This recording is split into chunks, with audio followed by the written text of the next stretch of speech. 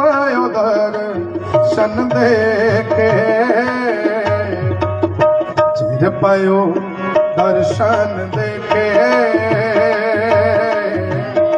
चिर पायो दर्शन देके। हम सरदीन दयाल न तुम सर, अब पतियार क्या कीजै, बचनी तोर मोर मन माने, जन को पूरन दीजै। हो बल बल जाओ रमैया, कारने कारण कवन अबोल, बहुत जन्म बिचरे ते मारो, एहो जन्म तुम्हारे देखे। कह रविदास आस लग जीवो, चिर पायो दर्शन देखे, चिर पायो दर्शन देखे, चिर पायो दर्शन देखे, चिर पायो दर्शन देखे, चिर पायो दर्शन देखे, चिर पायो दर्शन देखे, चिर पायो दर्शन देखे। चारे पासे खुशियां छाइयां, सब संगतां नूं होण वधाइयां। हो पंडाल विच संगतां आईयां, कीर्तन होया शुरू, खुशियां वंडदा जी मेरा रविदास गुरु, झोलियां भरदा जी मेरा रविदास गुरु। हो मेहरा करदा जी मेरा रविदास गुरु, वड्डे वड्डे पंडित तारे, पापियां नूं ओह बख्शण हारे। ओहदे कर दूं पार उतारे, जेड़ा रज के सेवा करू, झोलियां भरदा जी मेरा रविदास गुरु, मेहरा करदा जी मेरा रविदास गुरु। जाग पए जो भाग से सुते, सचखंड वाले लैके झूठे। कोई ट्रैक्टर ट्राली उत्ते, नगर कीर्तन की गल है, कोई ट्रैक्टर ट्राली उत्ते, कोई पैदल तुरू, झोलियां भरदा जी मेरा रविदास गुरु, मेहरा करदा जी मेरा रविदास गुरु। घर घर आया सतगुर मेरा, रोशन होया चार चौफेरा, पदमपुर विच पाया फेरा जी, पदमपुर विच पाया फेरा। भागा वाली रू मेहरा करदा जी मेरा रविदास गुरु, हो झोलियां भरदा जी मेरा रविदास गुरु। हो खुशियां वंडदा जी जगदीप तेरा जस गावे रागी। ये कल दास ने 4 कलैना 5-7 मिनटां च लिखियां सी। आप जी दे चरणां विच अर्ज है, गुरु रविदास महाराज जी दे चरणां नूं बंधन है। जगदीप तेरा जस गावे रागी, गुरु रविदास दे हथ विच चाबी। जगदीप तेरा जस गावे रागी, गुरु रविदास दे हथ विच चाबी। कोई फेर ना हो खराबी, ओ कोई फेर ना हो खराबी, जदों सतगुर कृपा करू, खुशियां वंडदा जी मेरा रविदास गुरु। हो झोलियां भरदा जी मेरा रविदास गुरु, हो मेहरा करदा जी मेरा रविदास गुरु। सो गुरु के प्यार वाले हो, सतगुरु रविदास महाराज जी का कोटान कोट धन्नवाद। धन्नवाद गुरु ग्रंथ साहिब महाराज जी का, धन्नवाद संतां दा, अते धन्नवाद मेरे वीर प्रबंधक कमेटी ਅਤੇ ਮਨਜਿੰਦਰ ਸਿੰਘ ਜੀ ਮਾਣਾ ਉਹਨਾਂ ਦਾ, ਜਿਨ੍ਹਾਂ ਨੇ ਬਹੁਤ ਸਮਾਂ ਪਹਿਲਾਂ ਹੀ ਦਾਸ ਨੂੰ ਆਖਿਆ ਸੀ। ਸੋ ਦਾਸ ਨੇ ਵੀ ਬੇਨਤੀ ਕੀਤੀ ਸੀ। ਸੋ ਗੁਰੂ ਕੇ ਪਿਆਰ ਵਾਲਿਓ, ਇਸ ਸਬੱਬ ਦੇ ਨਾਲ ਸੰਜੋਗ ਬਣਿਆ ਹੈ। ਸਤਿਗੁਰੂ ਨੇ ਸਮਾਂ ਦਿੱਤਾ, ਸੁਭਾਗ ਭਰਿਆ। ਆਪ ਜੀ ਦੇ ਨਾਲ ਵਧਾਈਆਂ ਸਾਂਝੀਆਂ ਕੀਤੀਆਂ, ਖੁਸ਼ੀਆਂ ਮਨਾਈਆਂ ਨੇ। ਭੁੱਲਾਂ ਦੀ ਖਿਮਾ ਬਖਸ਼ਣੀ ਸਾਰੇ ਵੀਰਾਂ ਦਾ, ਸੰਗਤਾਂ ਦਾ, ਪ੍ਰਬੰਧਕ ਕਮੇਟੀ ਦਾ, ਸਾਰਿਆਂ ਦੇ ਨਾਮ ਦਾਸ ਨਹੀਂ ਜਾਣਦਾ, ਬਾਈ ਫੇ ਸਾਰਿਆਂ ਨੂੰ ਜਾਣਦਾ ਹੈ। ਸੋ ਗੁਰੂ ਕੇ ਪਿਆਰ ਵਾਲਿਓ, ਸਭ ਤੇ ਸਤਿਗੁਰੂ ਜੀ ਕਿਰਪਾ ਕਰਨ, ਲੱਗਦੇ ਰਹਿਣ ਖੁਸ਼ੀ ਦੇ ਮੇਲੇ, ਮਿਲਦੀਆਂ ਰਹਿਣ ਵਧਾਈਆਂ। ਸਤਿਗੁਰੂ ਜੀ ਕਿਰਪਾ ਕਰਨ, ਸਾਡੇ ਜਥੇ ਵੱਲੋਂ ਲੱਖ ਲੱਖ ਮੁਬਾਰਕਬਾਦ, ਵਧਾਈਆਂ। ਸਤਿਗੁਰੂ ਜੀ ਮਹਾਰਾਜ ਰਵਿਦਾਸ ਜੀ ਮੇਰਾ ਕਰਨ। ਆਓ ਇੱਕ ਵਾਰੇ ਜਕਾਰਾ ਪ੍ਰੇਮ ਦਾ ਲਾਈਏ। ਜੋ ਬੋਲੇ ਸੋ ਨਿਰਭੈ, ਜੋ ਬੋਲੇ ਸੋ ਨਿਰਭੈ, ਜੋ ਬੋਲੇ ਸੋ ਨਿਹਾਲ। ਜਕਾਰਾ ਬੁਲਾਵੇ ਨਿਹਾਲ ਹੋ ਜਾਵੇ, ਸਤਿਗੁਰੂ ਰਵਿਦਾਸ ਜੀ ਦੇ ਮਨ ਨੂੰ ਭਾਵੇ। ਸਤਿ ਸ੍ਰੀ ਅਕਾਲ। ਸੋ ਇੰਨੀਆਂ ਹਾਜ਼ਰੀਆਂ ਪ੍ਰਵਾਨ ਕਰਨੀਆਂ। ਆਪ ਜੀ ਦਾ ਆਪਣਾ ਹਜ਼ੂਰੀ ਰਾਗੀ ਜੱਥਾ ਗੁਰਦੁਆਰਾ ਅਰੋੜਵੰਸ਼ ਮੰਡੀ ਇੱਥੇ ਹੀ ਪਦਮਪੁਰ ਵਿਖੇ ਸੇਵਾ ਕਰ ਰਿਹਾ। ਸੰਗਤਾਂ ਦਾ ਬਹੁਤ ਪਿਆਰ ਮਿਲਿਆ, ਸਤਿਕਾਰ ਮਿਲਿਆ। ਸਤਿਗੁਰੂ ਰਹਿਮਤ ਕਰਨ। ਬੁਲਾਓ ਗੱਜ ਵੱਜ ਕੇ ਫਤਿਹ। ਵਾਹਿਗੁਰੂ ਜੀ ਕਾ ਖਾਲਸਾ, ਵਾਹਿਗੁਰੂ ਜੀ ਕੀ ਫਤਿਹ।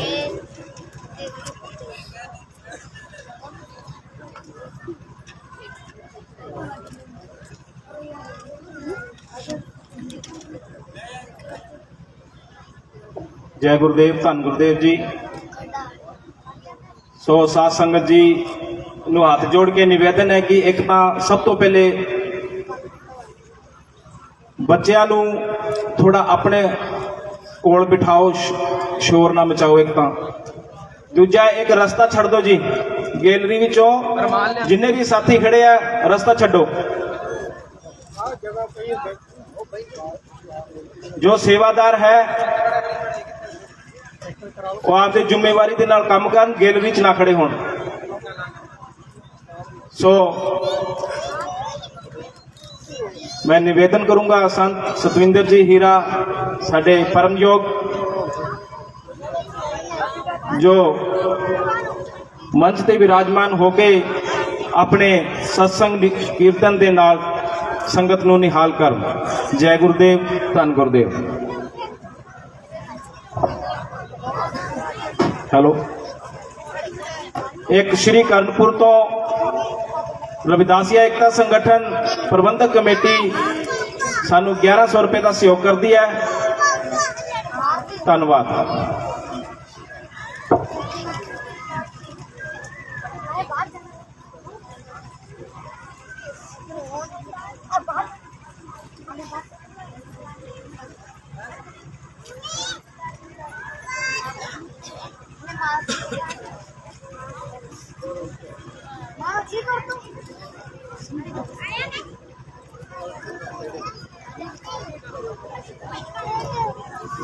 लाइव चली जाता मेरा कैमरा है।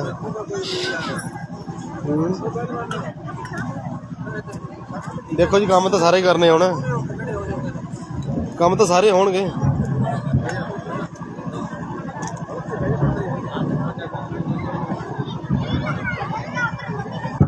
घुमा ला दूजे लोट करते लो जी, दूजे लोट टेकदा नहीं ना। आ कसण वाले कोड ਉਹਦਾ ਟੇਢਾ ਰੋਨੇ ਡਿਵਾਈਸ ਕਿਵੇਂ ਕਹਿੰਦਾ ਹਿੱਲੂ, ਕਹਿੰਦਾ ਹਿੱਲੂ ਕੀ ਐਂ ਕਰਨਾ ਪੈਣਾ ਯਾਰ, ਟੇਢਾ ਕਿਵੇਂ ਗੋਟਾ ਲਾਉਣਾ ਪੈਣਾ ਥੱਲੇ। ਮੈਨੂੰ ਲੱਗਦਾ ਇੱਕ ਪਾਸੇ ਫੜ ਕੇ ਖੜ ਜਾਂਦੇ, ਫਿਰ ਹੋਰ ਤਾਂ ਕੀ ਆ। ਨਹੀਂ ਨਹੀਂ ਹਾਂ, ਬਸ ਇੱਕ ਘੱਟ ਕਰ ਦੋ, ਬਸ ਬਸ ਬਸ ਬਸ ਇੱਕ ਹੋ ਜਾਏ ਬਸ ਨਹੀਂ ਬਸ। ਡਿੱਗ ਨਾ ਜਾ, ਡਿੱਗ ਵੀ ਨਾ ਜਾਵੇ। ਸਹੀ ਆ ਬਾਬਾ ਜੀ। ਆਂਡੇ ਪੂਰੇ ਥੋੜਾ ਜਿਹਾ ਨਾ, ਥੋੜਾ ਜਿਹੜਾ ਕੈਮਰਾ ਵਾਲਾ ਸਿਸਟਮ ਜਾਂ ਤਾਂ ਸੈਂਟਰ ਚ ਲਓ ਇਹਨੂੰ।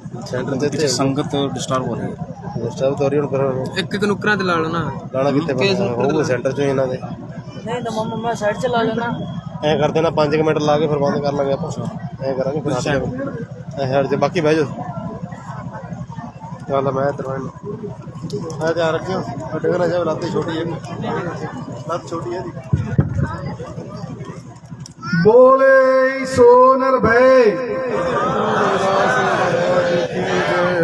ਬੋਲੇ ਸੋ ਨਿਰਭੈ ਭਗਵਾਨ ਵਾਲਮੀਕ ਮਹਾਰਾਜ ਕੀ। ਬੋਲੇ ਸੋ ਨਿਰਭੈ ਸਤਿਗੁਰ ਕਬੀਰ ਮਹਾਰਾਜ ਕੀ। बोले सो निर्भय सतगुरु रविदास महाराज की जय गुरुदेव, जय गुरुदेव, जय गुरुदेव।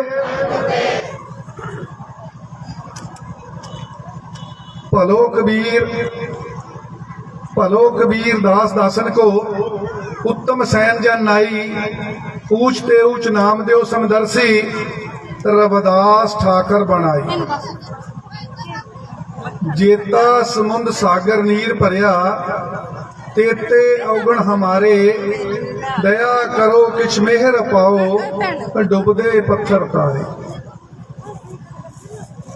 रविदास चमार उस्तत करे, हर कीर्तन में गाए, पतत जात उत्तम भया, चार वर्ण पे पगाए। रविदास तवंता टोर, नित्यागी माया, प्रगट हुआ साध संग, हर दर्शन पाया। ऐसी लाल तुझ बिन कौन करे, गरीब नवाज कसैया मेरे, माथे छत्र तरे। तुम मखतूल सफेद सपील, हम बपरे जसकीरा, सत संगत मिल रही है माधो, जैसे मधुप मखीरा। बेगमपुरा शहर को नाओ, दुख अंधो नहीं ते ठाओ।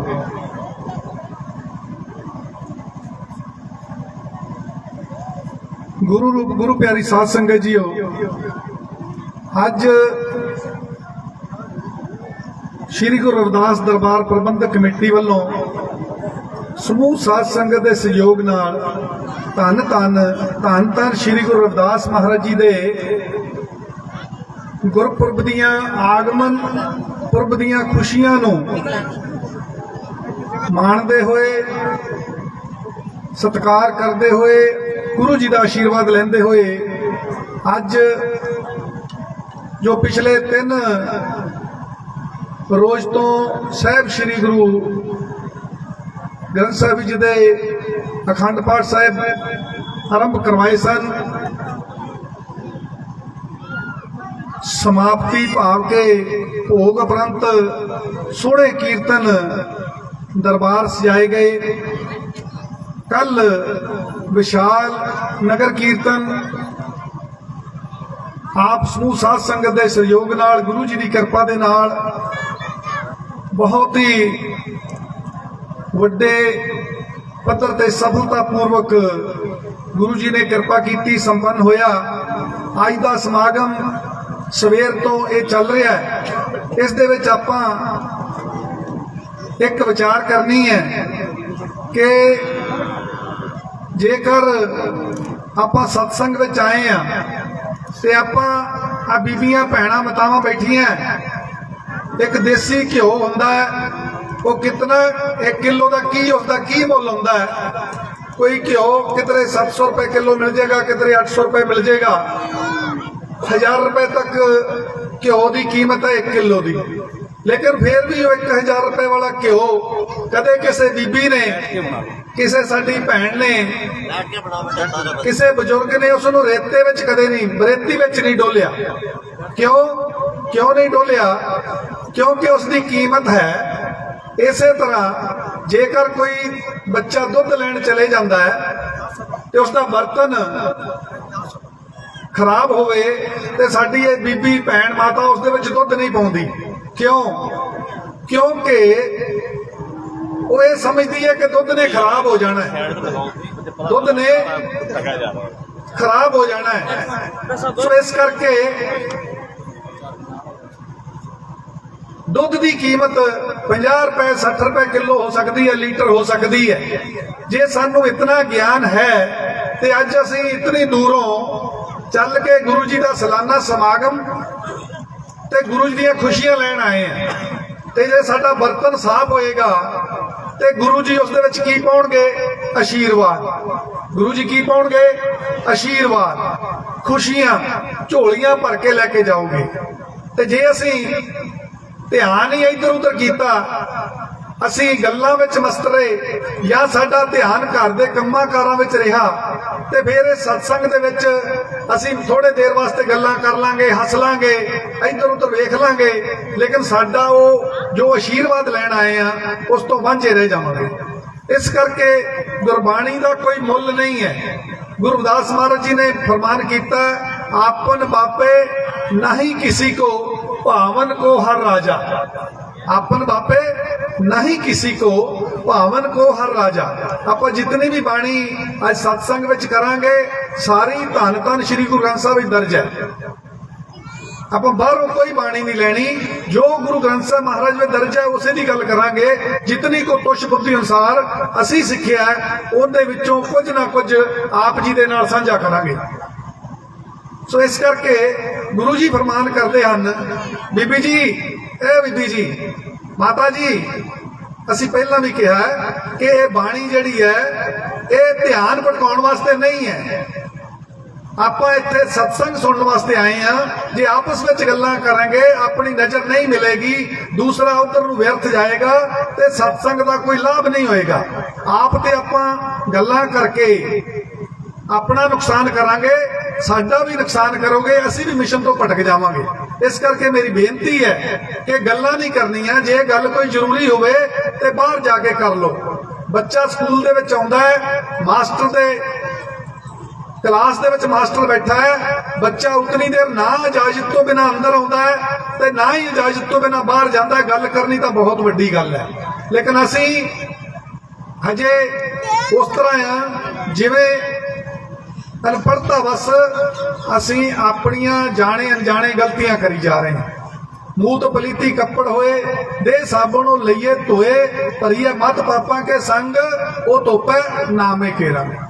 आ सियाणी औरत जिस तरह बच्चा मल मूत्र कपड़े दे विच ही त्याग दिंदा है, वो सियाणी औरत पानी ते साबण दे नाल उसनूं साफ कर लैंदी है। ते गुरबाणी दा फरमान है कि भरीए मत पापा के संग। ये जिहड़ी मत साडी भर गई है पापा नाल, वो सानू सत्संग भी सुन नहीं दिंदी, साडा मन भी एकाग्र नहीं करन दिंदी। ते धोती किवें जाएगी? वो धोपे नामे के रंग, वो नाम दे नाल धोती जानी है, वो सत्संग दे नाल धोती जानी है, वो ज्ञान दे नाल धोती जानी है, ते वो विद्या दे नाल धोती जानी है। हुण समा कलयुग दा है, सानू ये ध्यान ही नहीं करन दे रहा। काल जिहड़ा है वो ध्यान ही नहीं करन दे रहा कि असीं सुनन आए हैं। अद्धे पौने घंटे का अपना सत्संग है, आप अद्धे पौने घंटे दे विच समाप्ति कर देनी है सत्संग दी, उसनूं आपां ध्यान नाल सुनना है। ते मेरी एक मजबूरी है कि सामने जेकर कोई गल्लां करे तो मेरे को बोलिया नहीं जाता, क्योंकि मैं प्रोफैशनल नहीं हाँ, मैं भी तुहाडे विचों हाँ।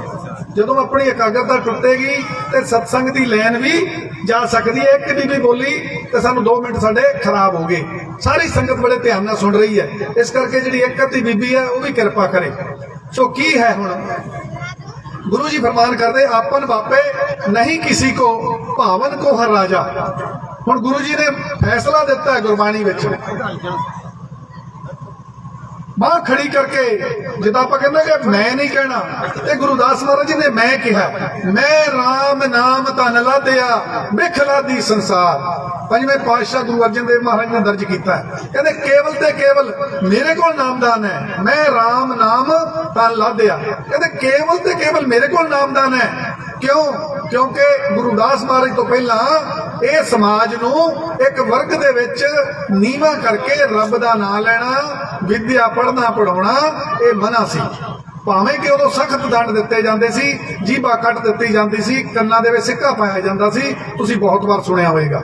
लेकिन फिर गुरुदास महाराज जी प्रगट होए ते उन्हां ने फिर की कीता, साडे वास्ते इनकलाबी बाणी उचारण कर दित्ती है, रूहानीयत बाणी सचखंड की बाणी उचारण कर दी है। हुणे इत्थे विचार हो रही सी गुरु ग्रंथ साहिब दे विच जदों गुरु अर्जन देव महाराज जी ने बाणी दर्ज की ते उन्होंने उचारण कर दिता है, आपन बापे नहीं किसी को, भावन को हर राजा। कहते कोई इदा का सपूत नहीं है दुनिया दे विच जिहड़ा पैसे दे के रब नूं खरीद लेगा। गुरुदास महाराज जी गुरु ग्रंथ साहिब फरमान कर रहे हैं, कोई इहो जी शक्ति नहीं है, इहो जिहा व्यक्ति नहीं है जिहड़ा पैसे दे के रब नूं खरीद लेगा, ते कोई इहो जिहा व्यक्ति नहीं है जिहड़ा पैसे लेके रब नूं बेच देगा। ये गुरु ग्रंथ साहिब विच है। फिर गुरुदास महाराज जी ने फरमान किया, मैं राम नाम धन लादिया।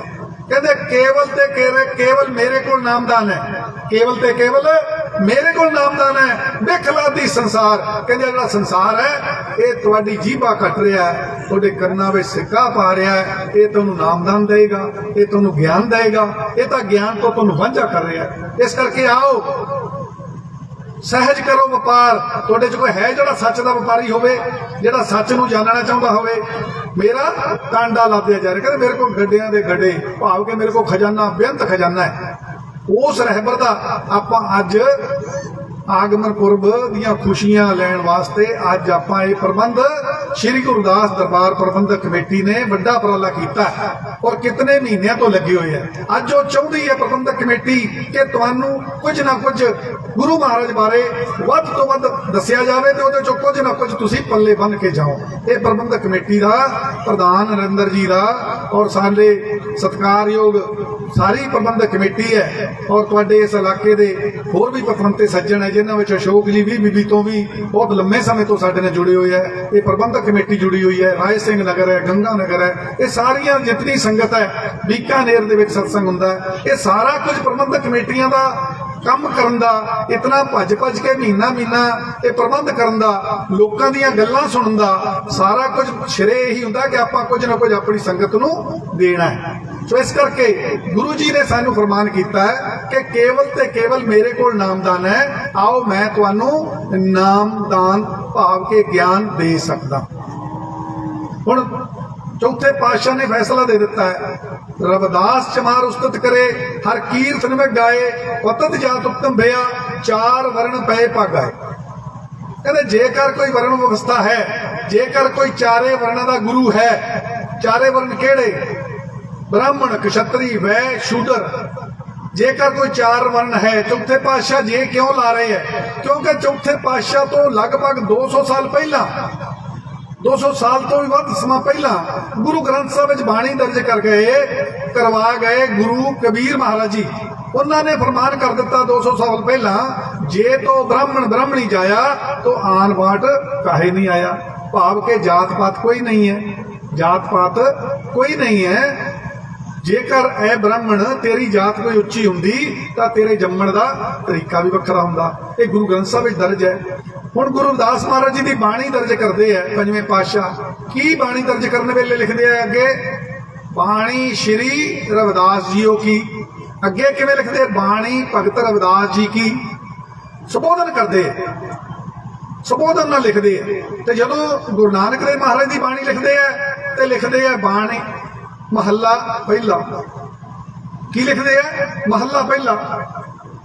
ਦੂਸਰੇ ਗੁਰੂ ਸਾਹਿਬਾਨ ਨੂੰ ਲਿਖਦੇ ਆ ਮਹੱਲਾ ਦੂਜਾ। ਤੀਸਰੇ ਗੁਰੂ ਜੀ ਨੂੰ ਲਿਖਦੇ ਆ ਮਹੱਲਾ ਤੀਜਾ। ਚੌਥੇ ਗੁਰੂ ਜੀ ਨੂੰ ਲਿਖਦੇ ਆ ਮਹੱਲਾ ਚੌਥਾ। ਪੰਜਵਾਂ ਗੁਰੂ ਸਾਹਿਬ ਮਹੱਲਾ ਪੰਜਵਾਂ। ਪੰਜ ਗੁਰੂ ਔਰ ਉਸ ਤੋਂ ਬਾਅਦ ਨੌਵੇਂ ਗੁਰੂ ਦੀ ਬਾਣੀ ਹੈ ਗੁਰੂ ਤੇਗ ਬਹਾਦਰ ਮਹਾਰਾਜ ਦੀ, ਮਹੱਲਾ ਨੌਵਾਂ। ਇਹ 6 ਮਹੱਲਿਆਂ ਦੀ ਬਾਣੀ ਹੈ। ਹੁਣ ਗੁਰੂ ਅਰਜਨ ਦੇਵ ਜੀ ਨੇ ਉਹਨਾਂ ਨੂੰ ਲਿਖਿਆ ਮਹੱਲਾ। ਸੋਚਣ ਵਾਲੀ, ਵਿਚਾਰਨ ਵਾਲੀ ਗੱਲ ਹੈ। ਔਰ ਇਧਰ ਲਿਖਿਆ ਭਗਤ ਰਵਿਦਾਸ ਜੀ, ਸ਼੍ਰੀ ਰਵਿਦਾਸ ਜੀ। ਇਹ ਗੁਰੂ ਗ੍ਰੰਥ ਸਾਹਿਬ ਵਿੱਚ ਦਰਜ ਹੈ ਜੋ ਆਪਾਂ ਬੋਲ ਰਹੇ ਹਾਂ। ਹੁਣ ਭਗਤ ਦੇ ਵਿੱਚ ਤੇ ਮਹੱਲੇ ਦੇ ਵਿੱਚ ਤੇ ਗੁਰੂ ਦੇ ਵਿੱਚ ਕੀ ਫਰਕ ਹੈ? ਸਾਨੂੰ ਪਤਾ ਹੋਣਾ ਚਾਹੀਦਾ। ਭਗਤ ਦੇ ਵਿੱਚ, ਗੁਰੂ ਦੇ ਵਿੱਚ ਤੇ ਮਹੱਲੇ ਦੇ ਵਿੱਚ ਕੀ ਫਰਕ ਹੈ? ਸਾਡੇ ਵਿੱਚ ਬਹੁਤ ਸਾਰੇ ਮਾਸਟਰ ਬੈਠੇ, ਬਹੁਤ ਸਾਰੇ ਪੜ੍ਹੇ ਲਿਖੇ ਬੈਠੇ, ਬਹੁਤ ਸਾਰੇ ਅੱਜ PhD ਪੰਜਾਬੀ ਤੇ ਵੱਖ-ਵੱਖ ਸਬਜੈਕਟਾਂ 'ਚ ਕਰਕੇ ਗੁਰੂ ਰਵਿਦਾਸ ਮਹਾਰਾਜ ਤੇ ਥੀਸਿਸ ਲਿਖੇ ਗਏ। ਕੀ ਮਹੱਲੇ ਦਾ ਮਤਲਬ ਹੈ? ਗੁਰੂ ਨਾਨਕ ਦੇਵ ਮਹਾਰਾਜ ਜੀ ਕਹਿ ਰਹੇ ਮੈਂ ਤੇਰਾ ਦਾਸ ਹਾਂ, ਮੈਂ ਤੇਰਾ ਦਾਸ ਹਾਂ, ਮੈਂ ਤੇਰੇ ਘਰ ਦਾ ਕੂਕਰ ਹਾਂ। ਤੇ ਮਹੱਲੇ ਦਾ ਅਰਥ ਕੀ ਹੈ? ਦਾਸ ਜਾਂ ਸਧਾਰਨ ਮਨੁੱਖ ਪਹਿਲਾ, ਸਧਾਰਨ ਮਨੁੱਖ ਦੂਜਾ, ਸਧਾਰਨ ਮਨੁੱਖ ਤੀਜਾ, ਸਧਾਰਨ ਮਨੁੱਖ ਚੌਥਾ, ਸਧਾਰਨ ਮਨੁੱਖ ਪੰਜਵਾਂ ਤੇ ਸਧਾਰਨ ਮਨੁੱਖ ਨੌਵਾਂ।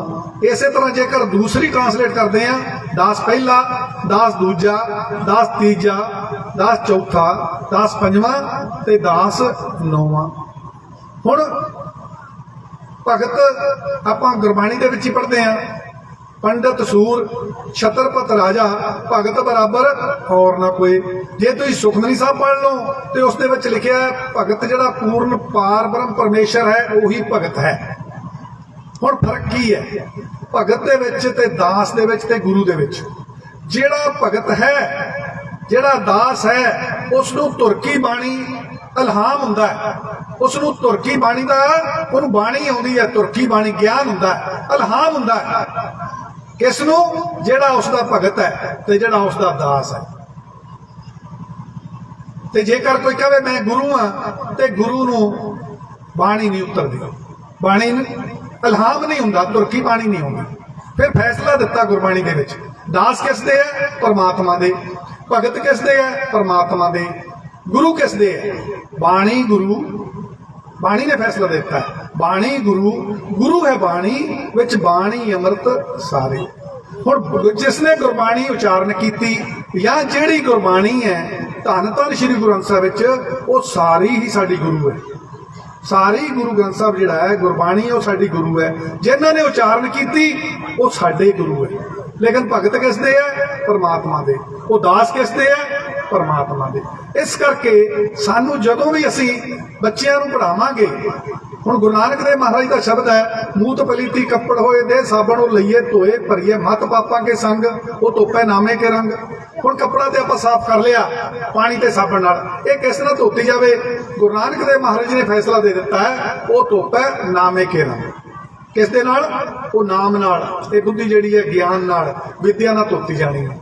हुण गुरुदास महाराज जी 91 साल पहला आए, गुरु नानक देव महाराज तो 91 साल पहला आए ते जदों उन्होंने आके तक्या बीबियां बैठियां। अज भी जे गिणती करिए तो बीबियां की गिणती ज्यादा होएगी, भावें कि बहुत वड्डी गिणती साडे भरावां दी है, बजुर्गों की बहुत वड्डी गिणती है, पर जेकर असीं गिणती करांगे तो पंडाल दे विच बीबियां ज्यादा बैठियां, बहुत ज्यादा। क्यों? क्योंकि इन्हां नूं अगर अज इत्थे बैठण दा मौका मिल रहा है, ये कितना संघर्ष करके आई हैं। गुरु रविदास महाराज दे अवतार धारण तो पहला आम कहावत प्रचलित सी, शूदर ढोर गवार नारी ये सब ताड़न के अधिकारी। बहुत सुनिया होगा तुसीं। जिहड़ा शूदर है इहदे ते अत्याचार हो रहा है, इत्ते तसीहे दे रहे हैं, तरह तरह नाल भावें तसीहे दिते जा रहे हैं। पर गुरुदास महाराज कहते जिहड़ी औरत है इत्थे तां अत्याचारां दी कहते अंतहा हो गई। इत्थे जाके जिद्दां आपां कहने बार्डर खत्म हो गया, अगे पाकिस्तान शुरू हो गया जी, इस तो बाद अगे बार्डर है, अत्याचारां दा भी बार्डर खत्म हो गया। इन्ना अत्याचार हो गए किवें कि कहते औरत नूं तां जिउंदी नूं ही साड़िया जा रहा है, औरत नूं जिउंदी नूं साड़िया जा रहा है। की रस्म बना दित्ती है? सती प्रथा।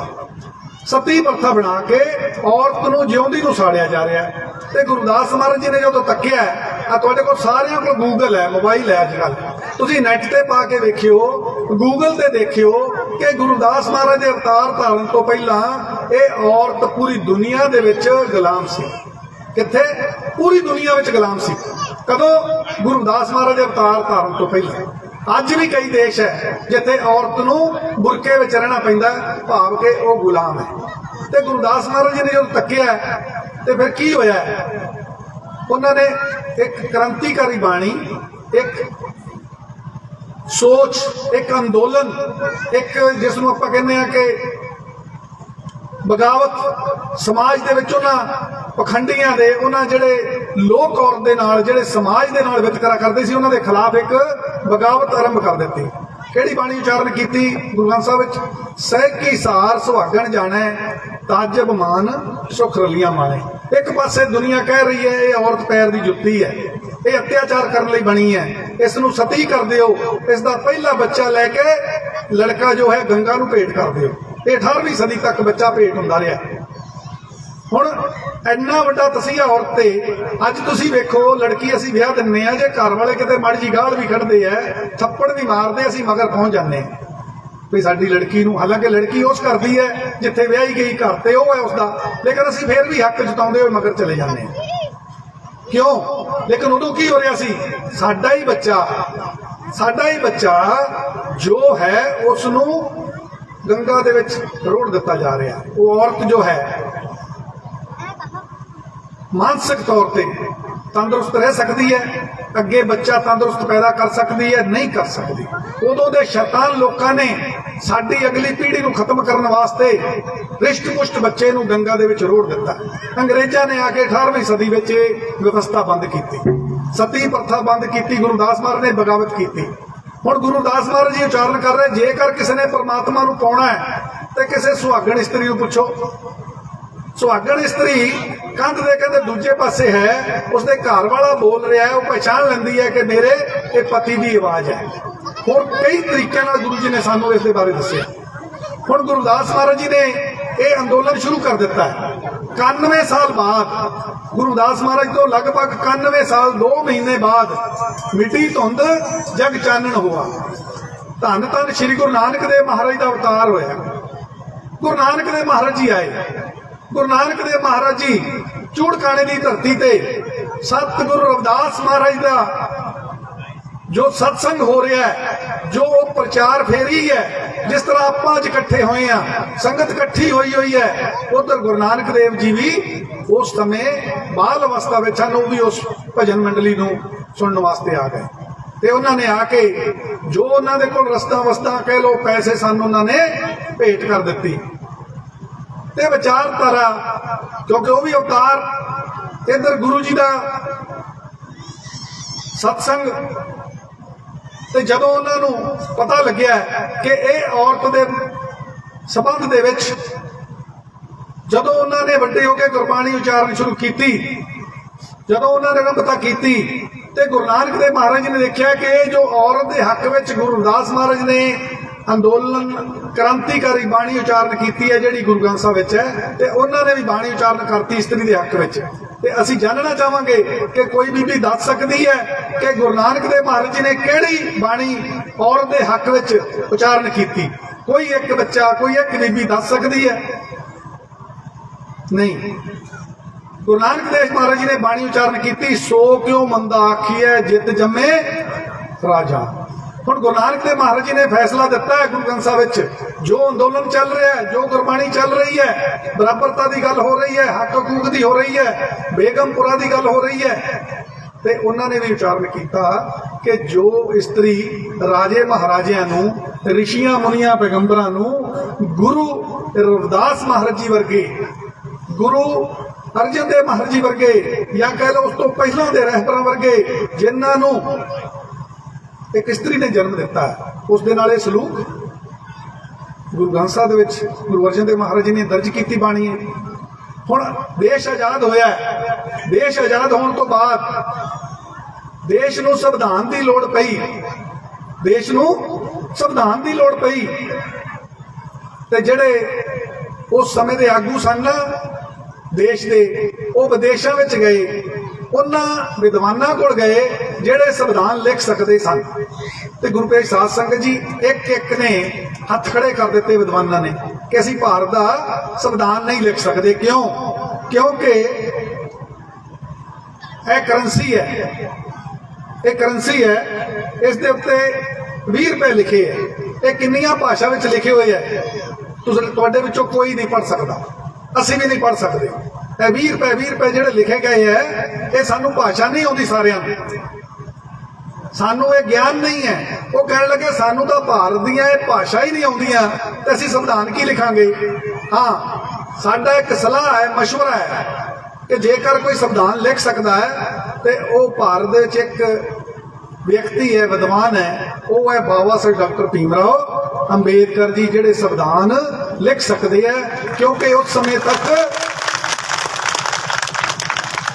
ਬੋਲੇ ਸੋ ਨਿਰਭੈ,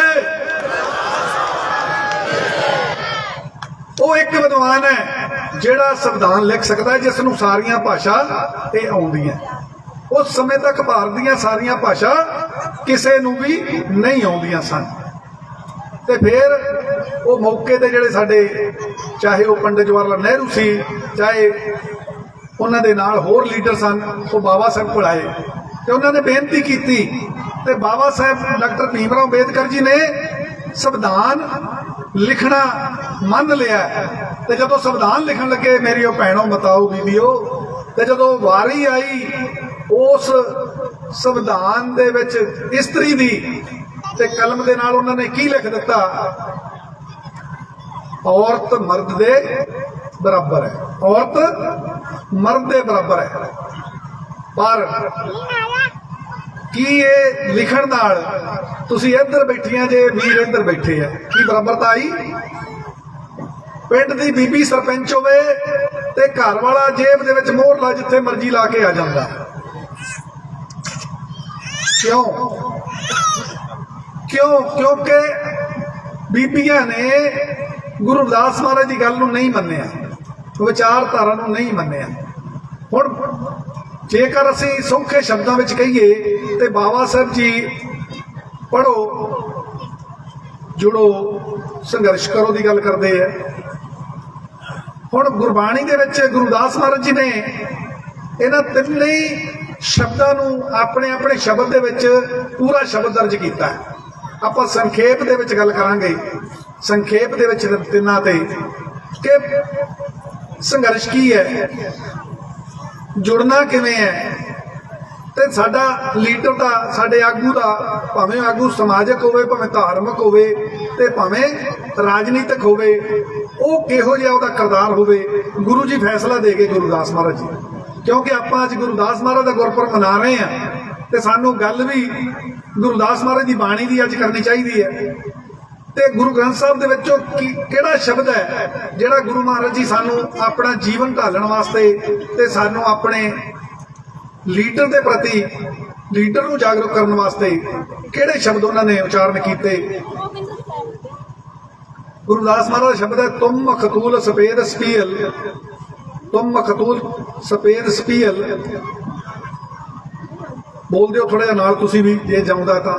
ਤੁਮ ਮਖਤੂਲ ਸਫੇਦ ਸਪੀਲ, ਹਮ ਬਪਰੇ ਜਸਕੀਰਾ, ਸਤ ਸੰਗਤ ਮਿਲ ਰਹੀ ਹੈ ਮਾਧੋ, ਜੈਸੇ ਮਧਪ ਮਖੀਰਾ। ਹੁਣ ਮਧੂ ਮੱਖੀਆਂ ਦੀ ਉਦਾਹਰਨ ਦੇ ਦਿੱਤੀ ਗੁਰੂ ਰਵਿਦਾਸ ਮਹਾਰਾਜ ਨੇ। ਗੁਰੂ ਪਿਆਰੀ ਸਾਧ ਸੰਗਤ ਜੀ, ਗੁਰੂ ਰਵਿਦਾਸ ਮਹਾਰਾਜ ਨੇ ਸਾਨੂੰ ਮਧੂ ਮੱਖੀਆਂ ਦੀ ਇੱਕ ਉਦਾਹਰਨ ਦੇ ਦਿੱਤੀ। ਛੋਟਾ ਜਿਹਾ, ਛੋਟੀ ਜਿਹੀ ਮਧੂ ਮੱਖੀ ਹੈ, ਛੋਟੀ ਜਿਹੀ। ਹਾਥੀ ਦੀ ਨਹੀਂ ਉਦਾਹਰਨ ਦਿੱਤੀ, ਸ਼ੇਰਾਂ ਦੀ ਨਹੀਂ ਦਿੱਤੀ, ਮਧੂ ਮੱਖੀ ਦੀ ਉਦਾਹਰਨ ਦਿੱਤੀ। ਕੀ ਹੈ ਮਧੂ ਮੱਖੀ? ਆਪਾਂ ਗੱਲ ਕਰ ਰਹੇ ਸੀ, ਬਾਬਾ ਸਾਹਿਬ ਡਾਕਟਰ ਅੰਬੇਦਕਰ ਜੀ ਨੇ ਕਲਮ ਨਾਲ ਲਿਖ ਦਿੱਤਾ। ਕੀ ਹੈ ਮਧੂ ਮੱਖੀ? ਕੀ ਉਹਦਾ ਕਰੈਕਟਰ ਹੈ? ਬੀਬੀਆਂ ਅੱਜ ਵੀ ਕਿਉਂ ਸੰਤਾਪ ਭੁਗਤ ਰਹੀਆਂ? ਕਿਉਂ ਸਾਡੇ ਤੇ ਤਸ਼ੱਦਦ ਹੋ ਰਿਹਾ ਹੈ? ਅੱਜ ਵੀ ਅਸੀਂ ਇਸ ਗੁਰੂ ਗ੍ਰੰਥ ਸਾਹਿਬ ਨੂੰ, ਇਸ ਵਿਚਾਰਧਾਰਾ ਨੂੰ, ਗੁਰੂ ਰਵਿਦਾਸ ਮਹਾਰਾਜ ਦੀ ਵਿਚਾਰਧਾਰਾ ਨੂੰ, ਬਾਬਾ ਸਾਹਿਬ ਡਾਕਟਰ ਅੰਬੇਦਕਰ ਜੀ ਦੇ ਸੰਵਿਧਾਨ ਨੂੰ ਇੰਨਾ ਕੁ ਮੰਨਿਆ ਕਿ ਇਹ ਸਾਡੀ ਘਰ ਦੇ ਵਿੱਚ, ਅਸੀਂ ਕਹਿੰਦੇ ਸਾਡੀ ਧੀ ਹੈ, ਇਹ ਸਾਡੀ ਭੈਣ ਹੈ, ਇਹ ਸਾਡੀ ਨੂੰਹ ਹੈ, ਇਹ ਸਾਡੀ ਭੂਆ ਹੈ, ਦਾਦੀ ਹੈ, ਨਾਨੀ ਆਦਿ ਅਸੀਂ ਰਿਸ਼ਤੇ ਮੰਨ ਲਏ। ਪਰ ਇਹੀ ਔਰਤ ਕਿਧਰੇ ਇਕੱਲੀ 20-50 ਕਿਲੋਮੀਟਰ ਤੇ ਇਕੱਲੀ ਚਲੇ ਜਾਂਦੀ ਹੈ, ਜਾਂ ਕਦੇ ਕਦੇ ਘਰ ਵਿੱਚ ਇਕੱਲੀ ਰਹਿ ਜਾਂਦੀ ਹੈ, ਤੇ ਮਨੁੱਖ ਕੀ ਕਰਦਾ ਉਹਦੇ ਨਾਲ? ਕਦੇ ਉਹਦੀਆਂ ਖਾਂਟੇ ਖਿੱਚ ਕੇ ਭੱਜੇਗਾ, ਕਦੇ ਉਹਦੀ ਚੇਨੀ ਸਨੈਚ ਕਰੇਗਾ, ਕਦੇ ਉਸਦੇ ਕੱਪੜੇ ਫਾੜੇਗਾ, ਕਦੇ ਕੁਝ ਕਰੇਗਾ। ਕੀ ਅਸੀਂ ਗੁਰੂ ਰਵਿਦਾਸ ਮਹਾਰਾਜ ਦੀ ਗੱਲ ਨੂੰ ਮੰਨ ਰਹੇ ਹਾਂ? ਕੀ ਅਸੀਂ ਗੁਰੂ ਨਾਨਕ ਦੇਵ ਮਹਾਰਾਜ ਦੀ ਗੱਲ ਨੂੰ ਮੰਨ ਰਹੇ ਹਾਂ? ਕੀ ਅਸੀਂ ਬਾਬਾ ਸਾਹਿਬ ਡਾਕਟਰ ਭੀਮ ਰਾਓ ਅੰਬੇਦਕਰ ਜੀ ਦੇ ਸੰਵਿਧਾਨ ਦੇ ਮੁਤਾਬਕ ਮੰਨ ਰਹੇ ਹਾਂ? ਨਹੀਂ। ਤੇ ਫਿਰ ਗੁਰੂ ਜੀ ਦੀ ਗੱਲ ਮਧੂ ਮੱਖੀਆਂ ਦੀ ਆ ਗਈ ਕਿ ਅਸੀਂ ਇਹ ਬੀਬੀਆਂ ਨੇ ਪੜ੍ਹਾਈ ਨਹੀਂ ਕੀਤੀ, ਵਿਦਿਆ ਨਹੀਂ ਲਈ। ਜੋ ਗੁਰੂ ਰਵਿਦਾਸ ਮਹਾਰਾਜ ਨੇ, ਆ ਵਰਤ ਦੀ ਗੱਲ ਹੈ, ਵਰਤ ਵੀ ਰੱਖਦੀਆਂ ਬੀਬੀਆਂ, ਬਹੁਤ ਸਾਰੀਆਂ ਰੱਖਦੀਆਂ ਹੋਣਗੀਆਂ ਬੀਬੀਆਂ ਵਰਤ, ਚੰਗੇ ਵਾਸਤੇ ਰੱਖਦੀਆਂ। ਕੋਈ ਬੀਬੀ ਆਪਣੇ ਪਤੀ ਦੀ ਲੰਮੀ ਉਮਰ ਵਾਸਤੇ ਵਰਤ ਰੱਖਦੀ ਹੈ ਤੁਹਾਡੇ ਵਿੱਚੋਂ? ਨਹੀਂ ਰੱਖਦੀ ਹੋਣੀ। ਕੋਈ ਰੱਖਦੀ ਹੈ? ਉਹ ਖੜਾ ਕਰਤਾ ਬੀਬੀ ਨੇ, ਉਹ ਕਰਤੇ। ਆ ਦੇਖੋ ਕਿੰਨੇ ਹੱਥ ਖੜੇ ਹੋ ਗਏ। ਇਹਦਾ ਮਤਲਬ ਸਾਰੀਆਂ ਪਤੀ ਦੀ ਚੰਗੀ ਲੰਮੀ ਉਮਰ ਵਾਸਤੇ ਰੋਟੀ ਛੱਡਦੀਆਂ। ਹੁਣ ਤੁਸੀਂ ਇਹ ਦੇਖੋ, ਅਸੀਂ ਕੱਲ ਵੀ ਨਗਰ ਕੀਰਤਨ ਗੁਰੂ ਗ੍ਰੰਥ ਸਾਹਿਬ ਮਹਾਰਾਜ ਦੀ ਹਾਜ਼ਰੀ 'ਚ ਕੱਢਿਆ ਤੇ ਅਸੀਂ ਅਖੰਡ ਪਾਠ ਸਾਹਿਬ ਵੀ ਰਖਾਇਆ, ਤੇ ਉਹਦੇ ਵਿੱਚ ਤੁਹਾਨੂੰ ਸੁਣਨ ਨੂੰ ਵੀ ਮਿਲਿਆ ਹੋਵੇਗਾ, ਛੋੜ ਅੰਨ ਕਰੇ ਪਖੰਡ, ਨਾ ਉਹ ਸੁਹਾਗਣ ਤੇ ਨਾ ਉਹ ਰੰਗ।